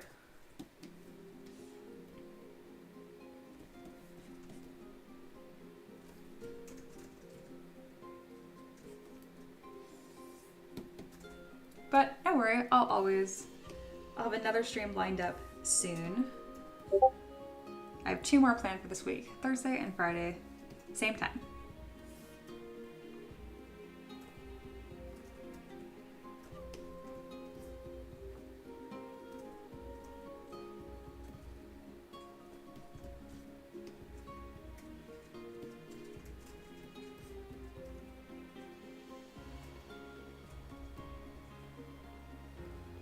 Pat Node says, right? I'm still clothing my character, lol. Yeah, it's going pretty quick. Oh, his jacket's not visible. Why? Oh, I hit it on purpose. Cool. I was like, oh no, when you get back, we're fine, we're fine. Taylor says, he looks stylized like a villain from a Western cartoon show, like, oh, I can say this, Teenage Mutant Ninja Turtles, or something similar. Thank you, I appreciate that. He's supposed to look super smug and nobly, so. Pat says, I'm sure you've already been told something, but have you tried using Character Creator 4 to pose the figures? I tried it not long ago, it's crazy fast. Sadly, I can't use it because I use Mac, but I'm also not super interested just because I think I pose pretty quick myself, so I'm not too worried about it. And even though I say like, oh, I couldn't use Character Creator 4 because I have Mac, I do have a Windows rig behind me, so it wouldn't be out of the question to import my files and finish it over there.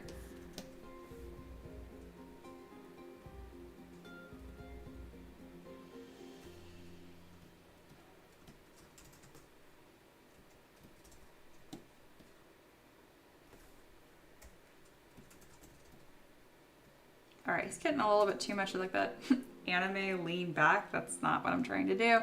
So I will grab his chest and rotate him forward a little bit.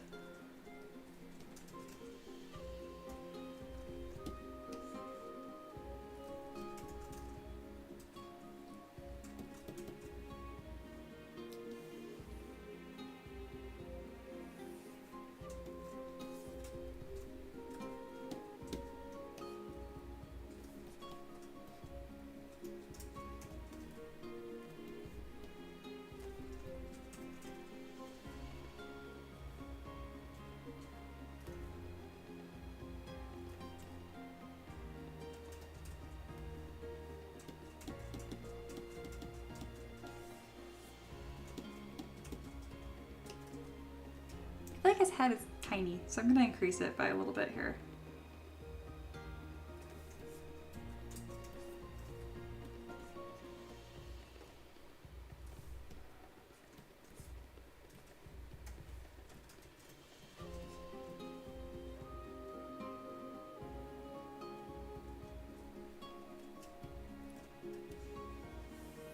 All right, next I'm going to pose his arms, and it's going to be a very similar, like as I mentioned earlier, kind of like a butler-like pose. And then Monkey reiterates that Character Creator 4 is awesome. How is it as far as like importing your character? Like, is like the auto rig pretty good? Because I'm just suspicious that the setup would take forever, and then that defeats the whole purpose. Pat says, I see these patrons releasing 200 minis a month. What Patreon's doing that? Oh my god. And I imagine they will use it to have 100 different variations of the same mini in different poses. Oh yeah, I see a lot of that too. I think it's nice to offer models with different pose variations, don't get me wrong. But I do take a lot of pride. Like when I say I release like 18 to 20 models a month, they are completely distinct, different models. Like when I did Horus, which is that Egyptian god that's like half eagle head, half man, I did a version with and without wings. I won't count that as 2 models. Like it's one model, just with 2 variations. Monkey says, it has a plugin that works seamlessly with ZBrush. Very fancy.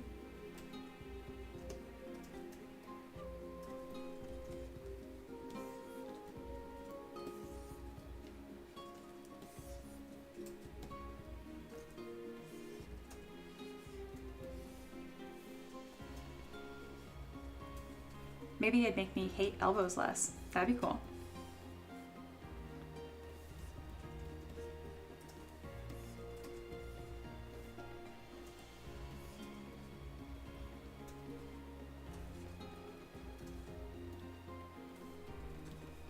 I already have ZBrush set up on my Windows PC as well, so maybe I'll do some bouncing around.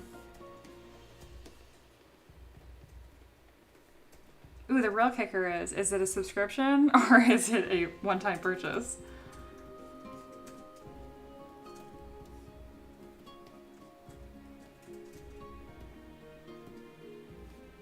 Monkey said it's called GOZ. Oh yeah, I'm familiar with that. That bridge is the same thing they call for other programs and plugins as well. Very cool. Pat says the process is very fast. It literally takes 2 minutes to make the rig and then to pose. Very cool. Whatever you want, even load a mocap file. Freeze a frame. Ooh. Oh, and it's one-time purchase? It's expensive. If it's less than 1,000, I'm not going to think it's expensive. I am very serious about my software purchasing budget. Now, tools that are going to do what they're supposed to do, very happy with. Especially if it's a one-time purchase. If it has a free trial, I might play around with it.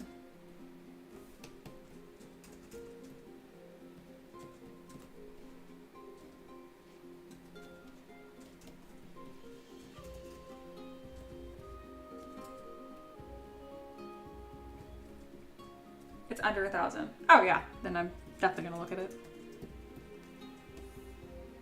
And to be clear, it's not because I'm like just like some baller over here by any means. It's just I haven't had to pay for ZBrush in years and years and years. I don't really pay for any software actually right now, so I definitely have a budget to do that. And it'd be very tax deductible. That makes it free, right? Jokes, jokes.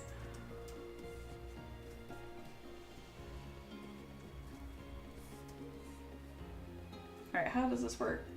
Just down and then bend.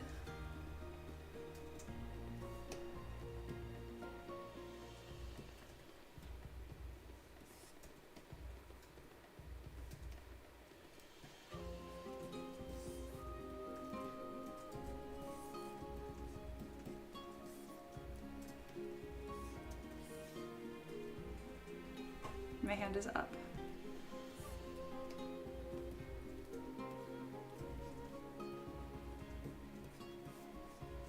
I love this pose. Almost done. And then Mucky said it's around 200 to 400. Oh, yeah. No, I can. That's very swingable. The Face Tools plugin is amazing too. Pat says Michael Pavlik. I know you're talking about. He's fantastic. He has lots of videos on YouTube as well. Did some tutorials on the process. Very cool. And Mucky mentioned just means you don't pay taxes for it, or at least you deduct the cost from revenue. Oh, yeah. I'm very familiar. I was just being cheeky that it makes it free.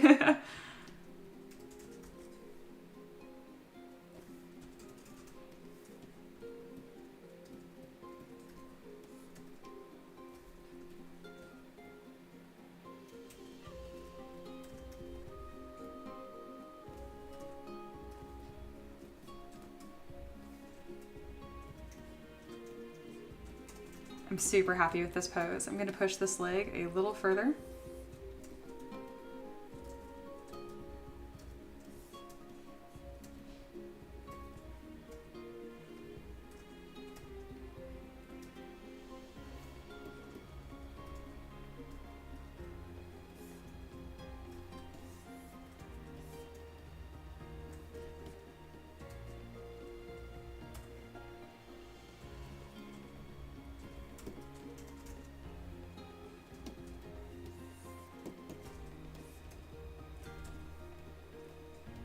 And yeah, don't get me wrong, like this isn't a very complicated pose, but this is an example of why I haven't looked into Character Creator seriously. One, because it's not on Mac, and then two, because this took me like 15 minutes.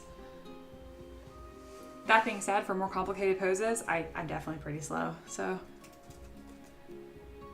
And then I could maybe offer more variations of the same model. Again, I'm not against offering lots of different variations, I just wouldn't count them as distinct models.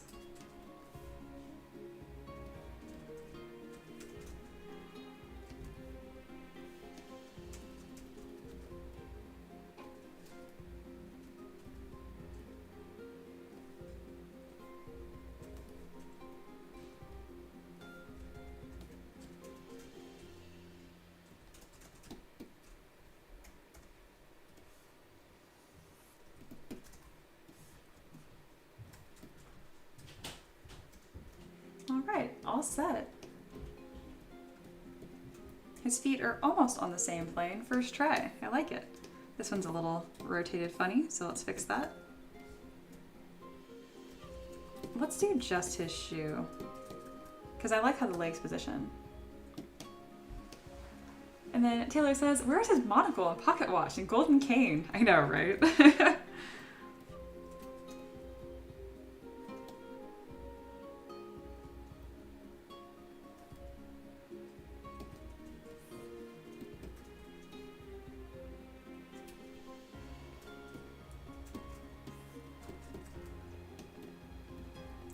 As far as his pocket watch, I actually have it pinned onto his hat, if you want to see it. Kind of an unconventional spot for it, but it is there.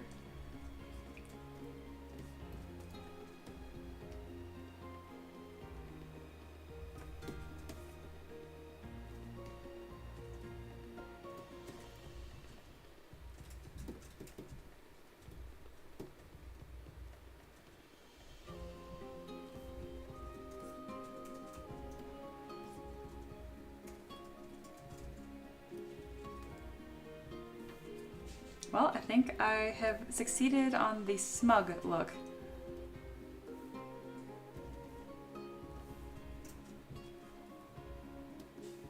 T-pose sub T and we'll be set.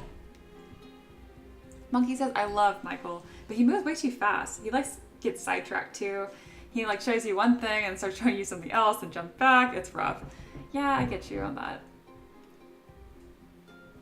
Monkey says, it's not just because English isn't your native language. Lol. And then Pat says, Michael has made me consider signing up for extra English classes.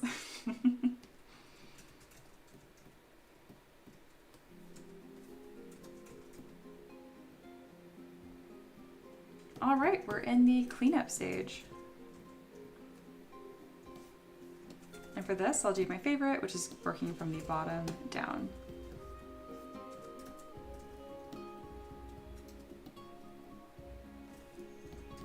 This chain right here is much too small.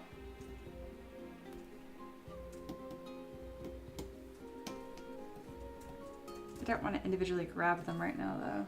Oh, and they don't touch. Here we go.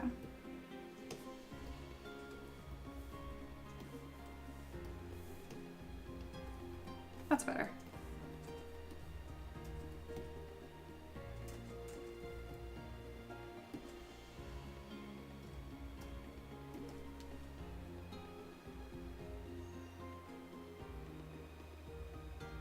Monkey says, Michael needs me to translate for us. I'm not joking. Like, before I considered taking art full time, working around engineers and stuff, I was like, maybe I won't even do real engineering work. I'll just like see if I can hire myself on as a translator because they cannot communicate. Oh my God. To each other, to clients, to people that don't have an engineering background. Pat says, Milovic.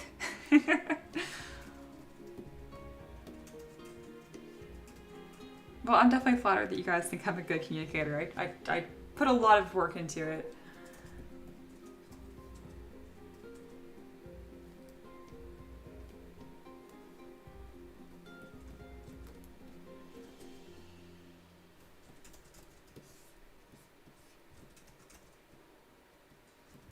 Goodness, your arm is not where it's supposed to be. Whoop. Let's shorten that up. That looks correct. And then now I can move my jacket to fit that.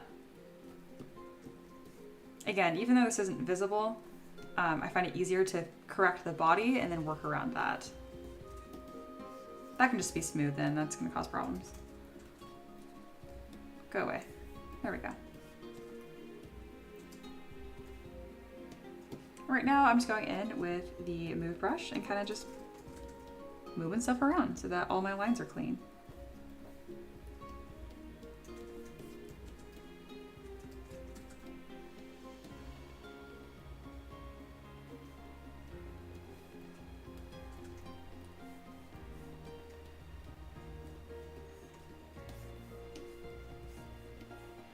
Jacket isn't too deformed actually, it's not bad. I'm gonna go ahead and inflate and use move and back face mask to close up some of these gaps.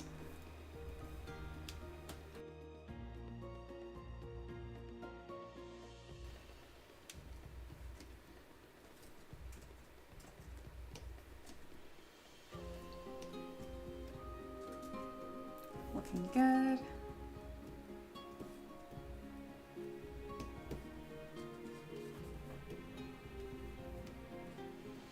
This definitely needs to be pulled out. There's supposed to be an elbow in there somewhere. Come on. There we go. Yeah, if you guys are telling me that Character Creator 4 will make me not hate elbows, that's a pretty good sales pitch.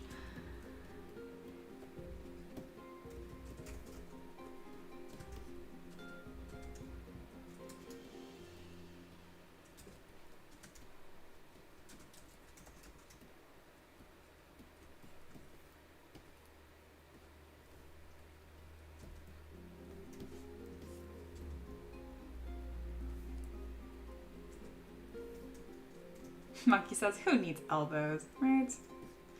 Pet says, love the pose. It's like a fancy C-3PO in a future Western setup. There are so many compliments in that. Thank you. I everything I'm going for.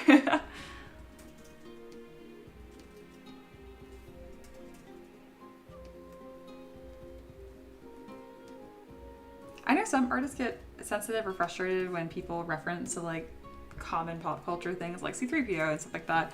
I don't mind it. I like when you guys think my models look like other things. I think it's a compliment. It means that it feels familiar.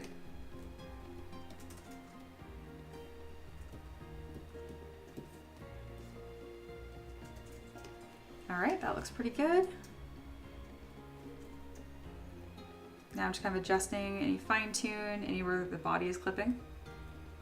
Oh, I'm gonna add some fabric folds on his butt as well, even though you don't see much of it. I like for all my bases to be covered as far as detail goes. And you can see a little bit of this under the coat. There, just adding some texture there, it makes that look much nicer.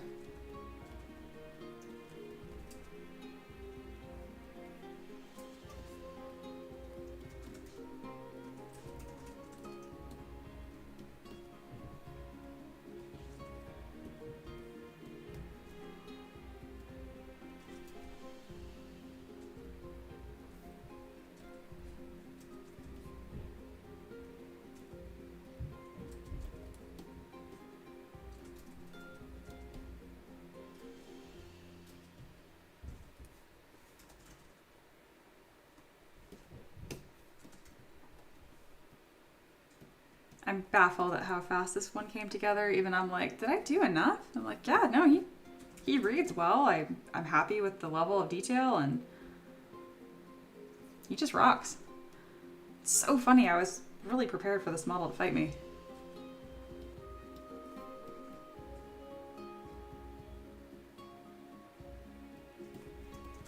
That looks odd.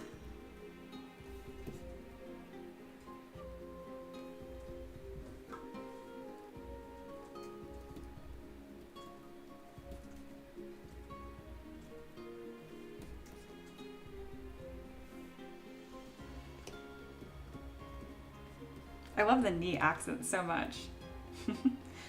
Pat says, not elbows, evil bows. I might start calling them that. I like that. They just look dumb, even when you do them right.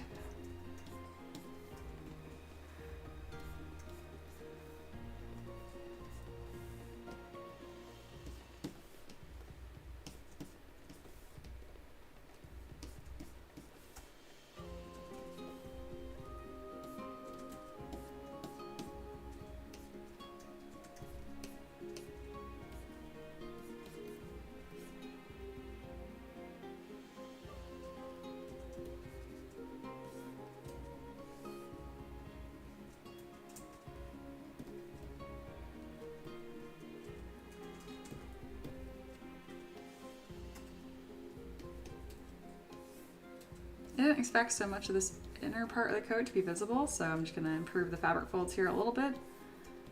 Look more like pipe folds. There we go. See how much nicer that is? Here's the before, and then here's the after.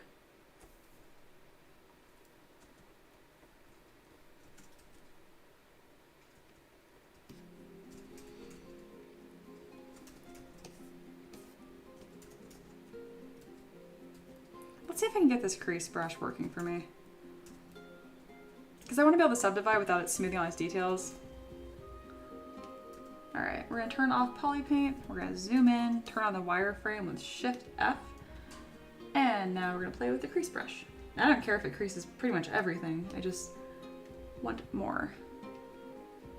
It does pretty much nothing. Oh, crease tolerance is really high. That's why. There we go. Well, that wasn't hard at all. Excellent. Yeah, we got some funny business going right here, and that has to do with how I constructed this base mesh. I mentioned earlier I didn't do the best job of constructing it, and you can see that here. Is it just a thin panel? Like, what the heck did I do there? I wish I remembered. I can add some more material by using move and backface mask. Ah, okay, I can actually clean this up. Partly what's happening is that this right here isn't creasing, which is fine. I can just do that manually. And that should help. There we go. See? Aha! Problem solving. Alright, it's also kind of the same thing happening right here. Just throw a crease. Stop. You can also just smooth. There we go. That's going to have some weird artifacts when I post-process, but I'm aware of it, so I'll be careful.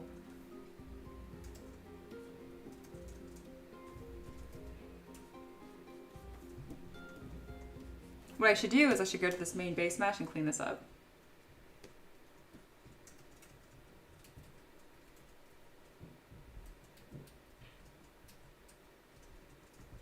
What if instead I just save myself the heartache and I mask that so it doesn't subdivide? I feel like that's an option. It is. Ha! Problem solved.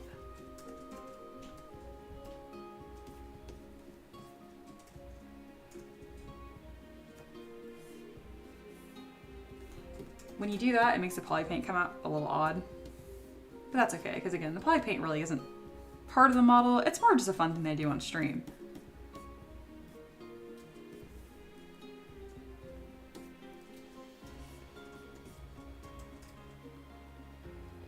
One last thing I'd like to do is actually give him a fancy ring. So to do that, I'm just going to take in this default mesh from ZBrush, the ring, and then I'm going to ZRemesh it quite a few times with half turned on. Gonna make it wider. Go with the Z modeler brush and just add some loops on it.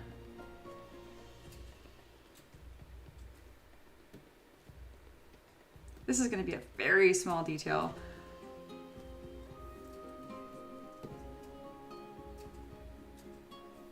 Come on, I want it to go up. There we go. Got some bands.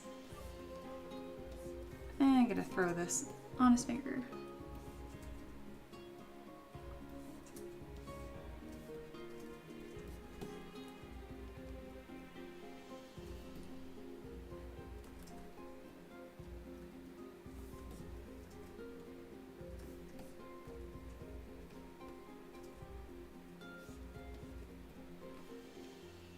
I like the one for sure. I might want to add a couple more.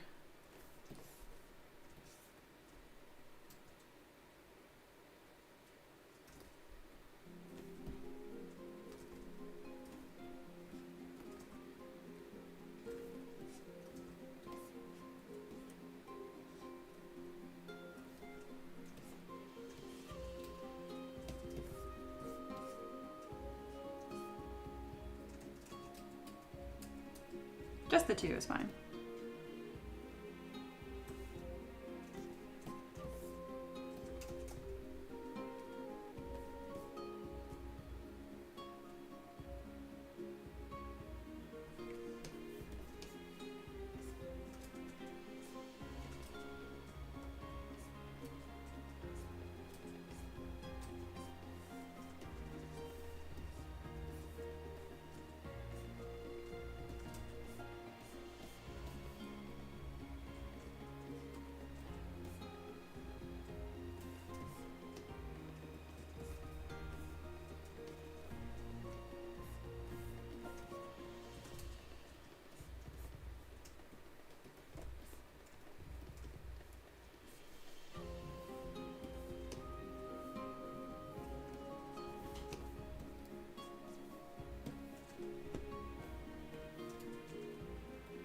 All right, right now I'm going back through and I'm adjusting the stripes that got a little deformed on the pant leg because it's a really strong part of that body line.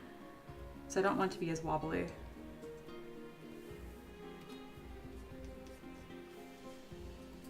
I also think I like that taking off some of the fabric folds and having them end underneath. I might not end up doing that, I'm just trying it out. It's the after. Before. I definitely like it cleaned up, but still with the fabric folds. All right.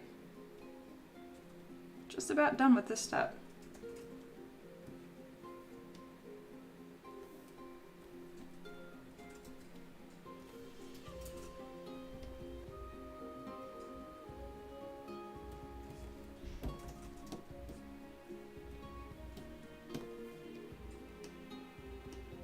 think that's the last of the fine tuning that needs to be done.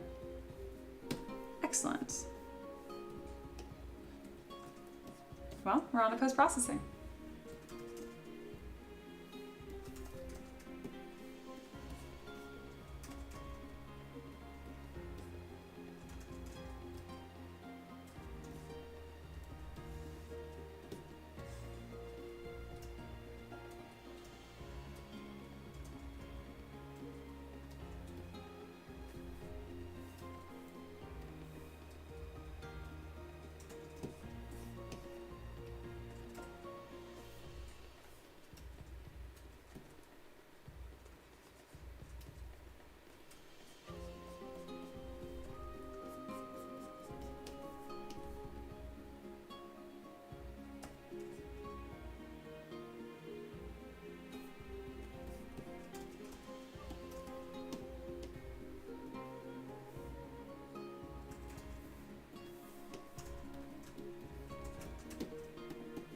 My post-processing process involves closing holds. I remesh by union, and then I check for any artifacts or problems.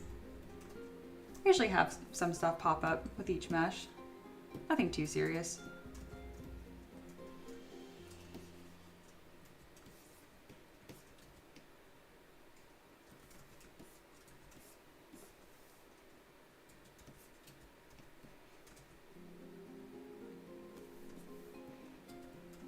You'll see me run over with my smooth brush to see if any holes open up because I have my smooth modifier set to 1.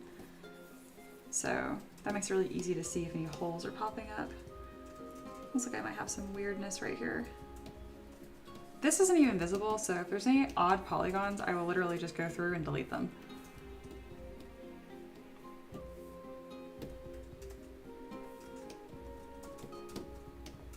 A lot of this is going to be fixed because this coat does have solid integrity, and that's going to overlap with any problematic areas of the body. Pat says, at this stage is when my PC usually explodes.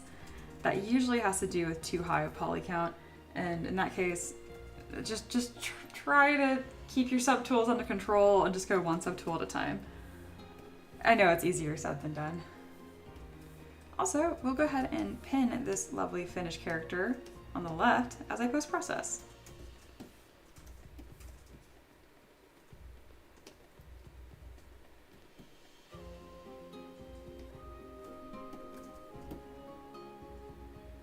Oops, I clicked on close holes and I didn't mean to, so it's probably gonna throw a fit now. I didn't mean to do that. Wrong button. Cue PC exploding.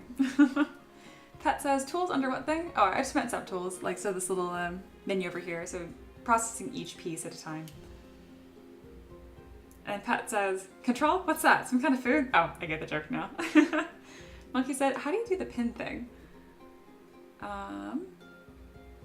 Oh, like this image here? If you hit Shift S, so S as in snake, it will put a screenshot right there. Control N will clear it. Yeah, it's kind of a meltdown over close holes. Damn it. I didn't mean to click that button, like that wasn't even part of the process. I'm at the close ZBrush. Unfortunately, close holes isn't one of those operations that you can manually close under the activity monitor. I'm gonna look anyway and just hope that I can. That's one of the downsides of having my custom UI. I have some buttons next to each other that I wish I didn't. Stop, ZBrush. I didn't even want this to happen. It's fine. I don't know, guys. This is gonna put me back like seconds. Unacceptable.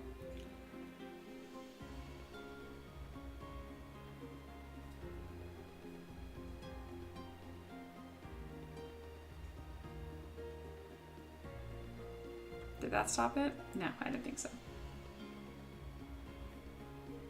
Alright, I'm gonna do a little quick reboot of ZBrush since it's gonna have a meltdown.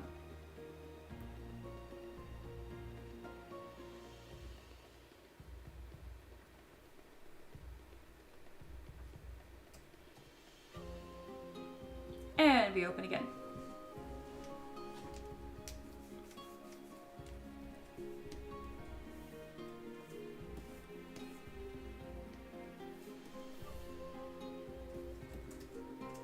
Gosh, it put me back really far, actually. Kind of annoying. Did I drop a hard save recently? No, I did not. I have not dropped a hard save since I posed. Oops.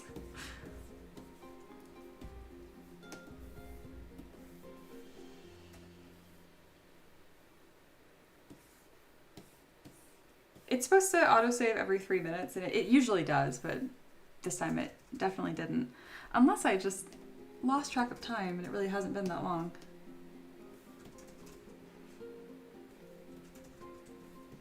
No worry, we're back. New stamp.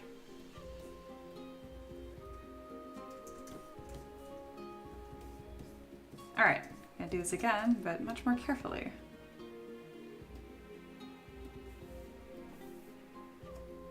Oh, awesome. Contains 20,000 edges where it shouldn't.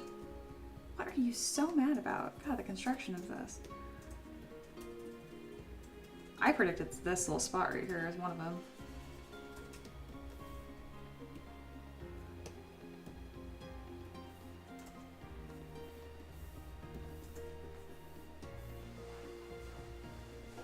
Monkey says, I always make the screenshot thingy pop up, but I don't mean to. I figured out how to get rid of it, but I could never figure out how to put it there. Ah, gotcha.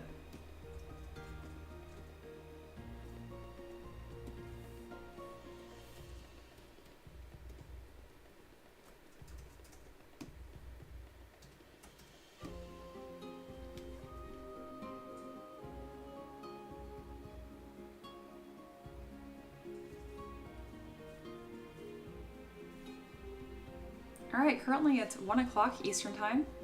This should all be wrapped up within the next 30 minutes or so, and I'll have this file shared with y'all for free. I'll be providing a free Google Drive download link. I can never say that the first time. If you're watching in the future, or if you just want access to my entire library, I have a pinned comment on the chat. To get hundreds of 3D printable models. They're all by me, and that's on my Patreon. It's also just a really good way to support the stream. I'm going to be looking into setting up like a buy me a coffee as well. Something that's not a subscription, but that's in the works. And Pat says yay.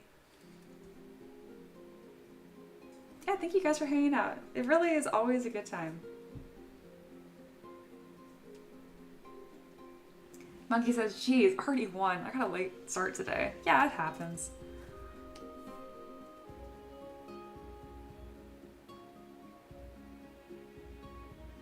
Whew, this mesh is all kinds of crabby.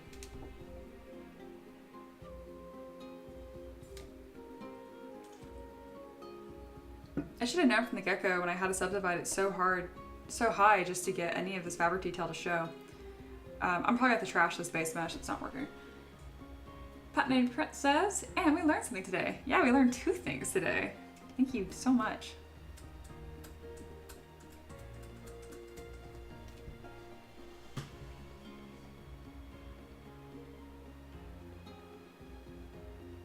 I'm very annoyed with this coat.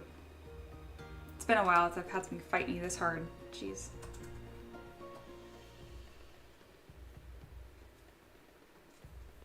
I'm not even gonna bother waiting for ZBrush to just burn out on this. It's not gonna stop.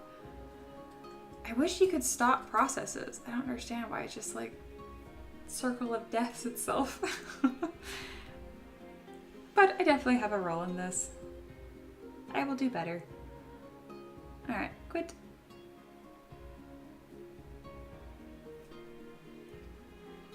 Monkey reminding us, M for Mia. Yeah, so there's 2, if you're kind of just popping in here and you also use ZBrush.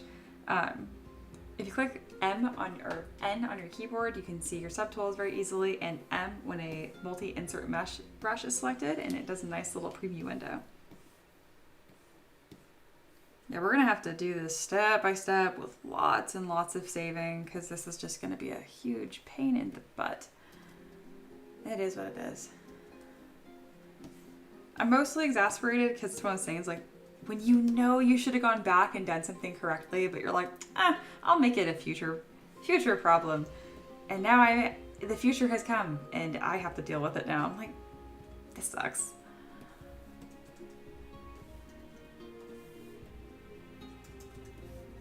All right, Dropping a hard save, so I don't have to keep finding the same quick save that doesn't work. Gonna fix this dumb coat. Looks so nice, but the construction blows. There we go, fix mesh. That is step one in making this suck less.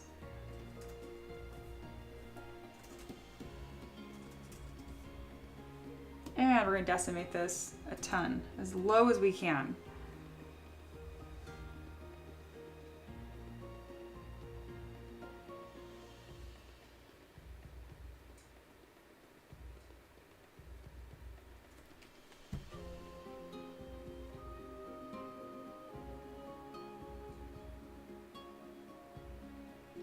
Decimation's working really well, it's the closed holes that's making an issue. There's some part of this mesh here that's clipping itself, and it's having a very, very hard time undoing itself.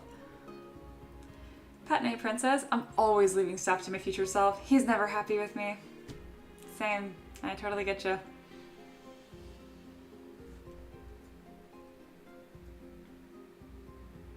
Pet agrees, little +1 there. All right, we're bringing this down from 4 million points to 400,000. Looks like it's going well. Monkey says, quote, that's a future me problem. Every night I cook dinner, and then every morning. And I'm like, damn, you passed me. Yeah, I kid you.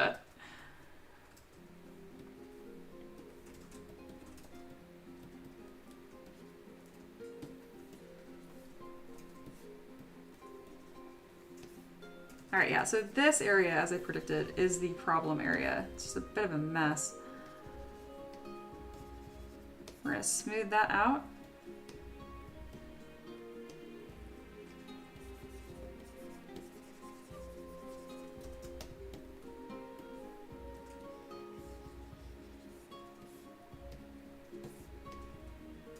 And let's see how much lower I can decimate this. I imagine I can get all the way down to 50,000 points.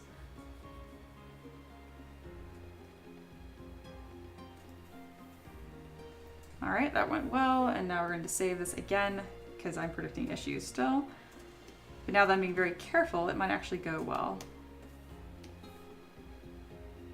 Wow, close holes was a disaster. Beautiful. Love that it did that. How are you so confused by this? No matter. I have lots of tricks.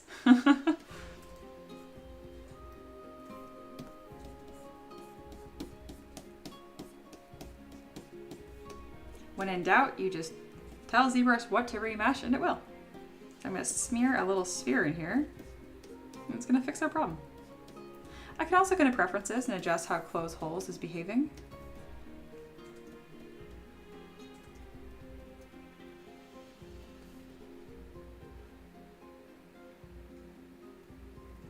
Oh yeah, we got a little funny thing right there too.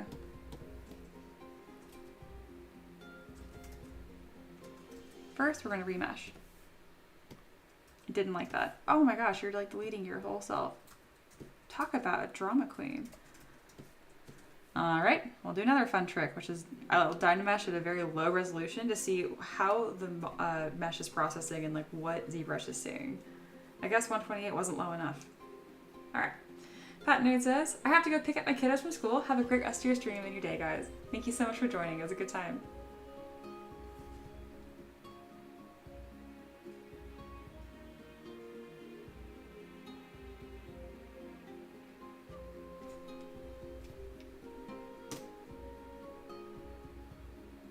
At least I know where the issue is now. So I'm learning. I'm figuring this out.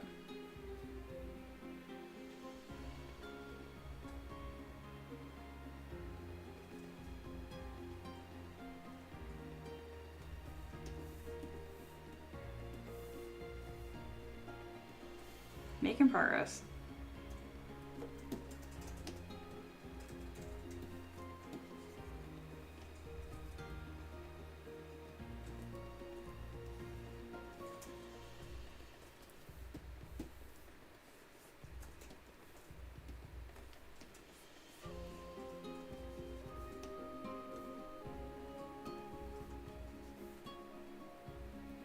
It's being quite ugly about it. Wow. Angry ZBrush.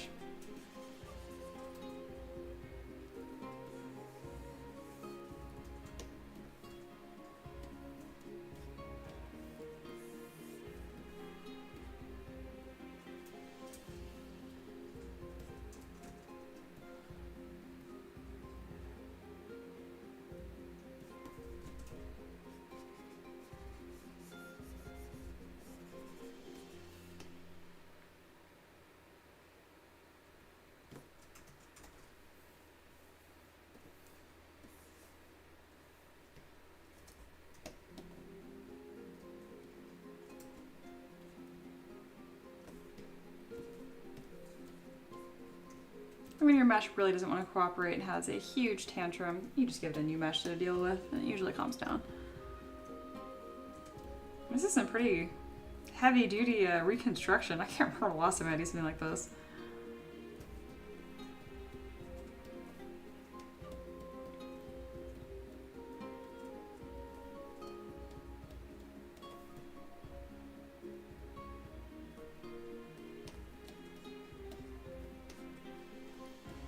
It's like a big patch.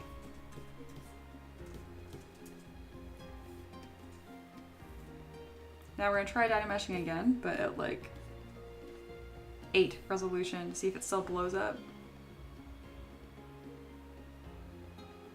That is concerning.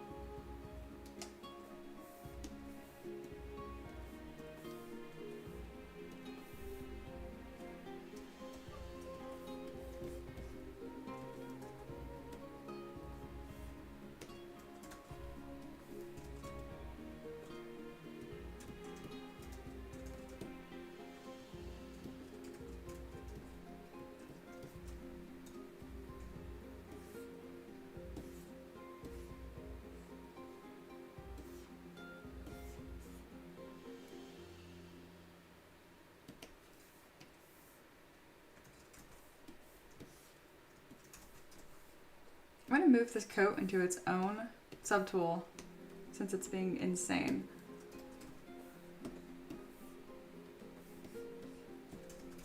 Again, so our problem area is here. Ah, looks like a mirror issue. Okay. I'm learning more, seeing the issue here.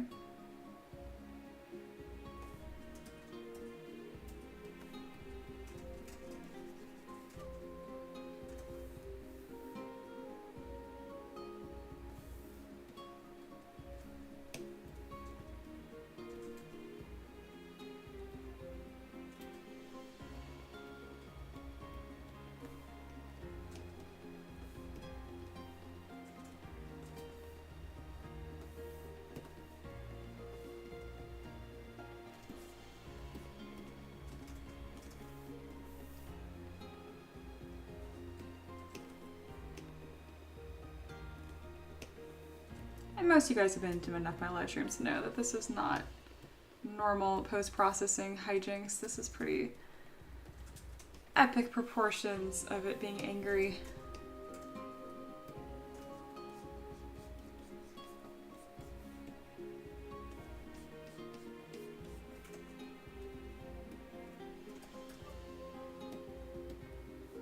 We're going to see where remesh by union gets us, and we're avoiding closed holes in Dynamesh because it's causing ZBrush to spool endlessly. This had to do with when I added that Z modeler trim. It intersected a few times here, and then I mirror welded it and it created a hole without me knowing. So yeah, no worry, I'll get through it.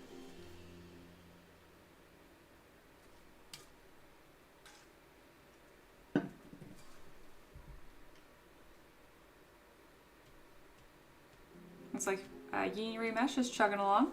I'll go ahead and pull up Mesh Mixer while I'm waiting for this. And that's just my final check for the mesh and where I put the base on.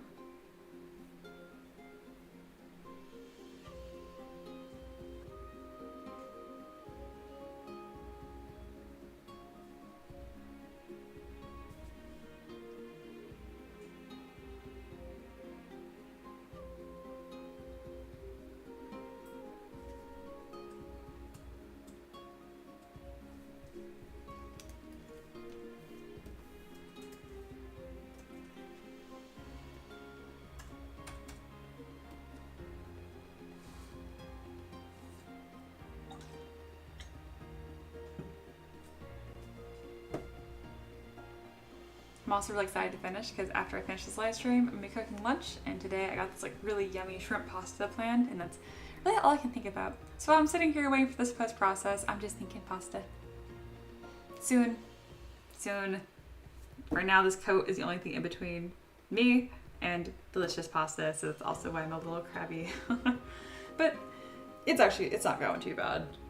If it's really gonna fight me, I can just post-process this off stream, and then I'll start next stream sharing the file, which will be tomorrow at 11 a.m.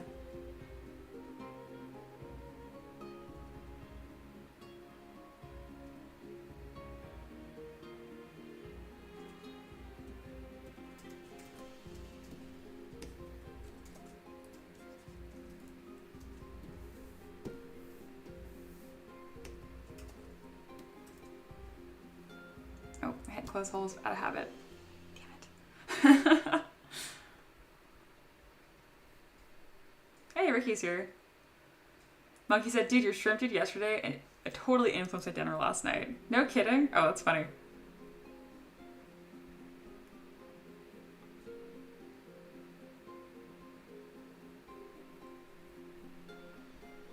That was unfortunate. That was some muscle memory.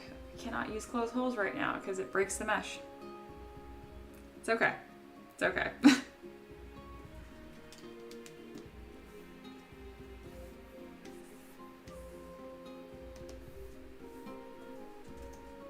Hey, I didn't lose any progress though. Sweet.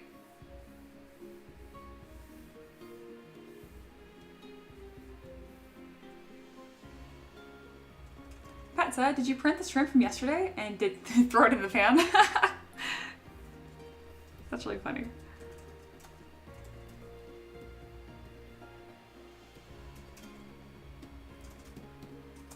Woo, we're making progress.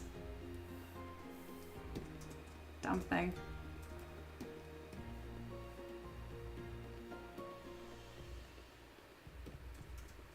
Ooh, that's a really good one. Monkey, you'll appreciate that glitch. Lord. Cranky ZBrush. Yep. Oh, wow. Goodness, that's a mess. I've just never had a mesh blow up on me like this before. How did that come out of a mesh this simple on the left here? Weird. Monkey said, I thought about it, but I was told not to eat resin. Boo.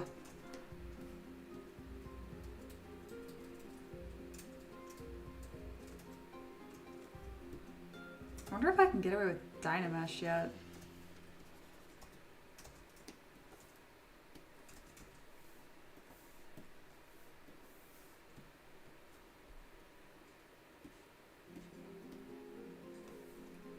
Okay, we can. Dynamesh will function at all now. Cool. I was actually getting a little concerned. I'm like, I might need to just go through and reconstruct this from scratch because, wow, these mesh errors suck.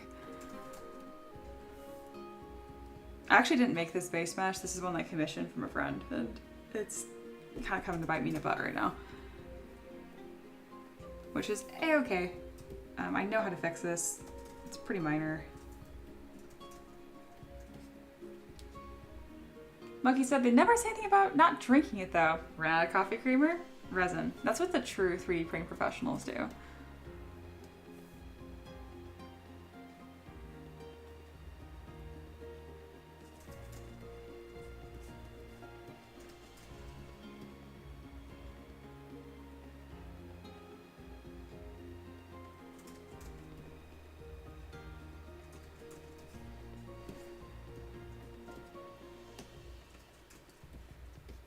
Well, I'm really happy with the finished model. We have some construction issues here, unfortunately, so I'm not going to show this model on stream today, but he is finished, and I will show the file for this tomorrow morning instead. Thank you guys so much for hanging out. I'm going to kind of button this up so I can eat my lunch, come back to this, and deal with this mesh. It's being really weird. But thank you guys again. It's a really good time, and I'll see you guys tomorrow at 11 a.m. Bye!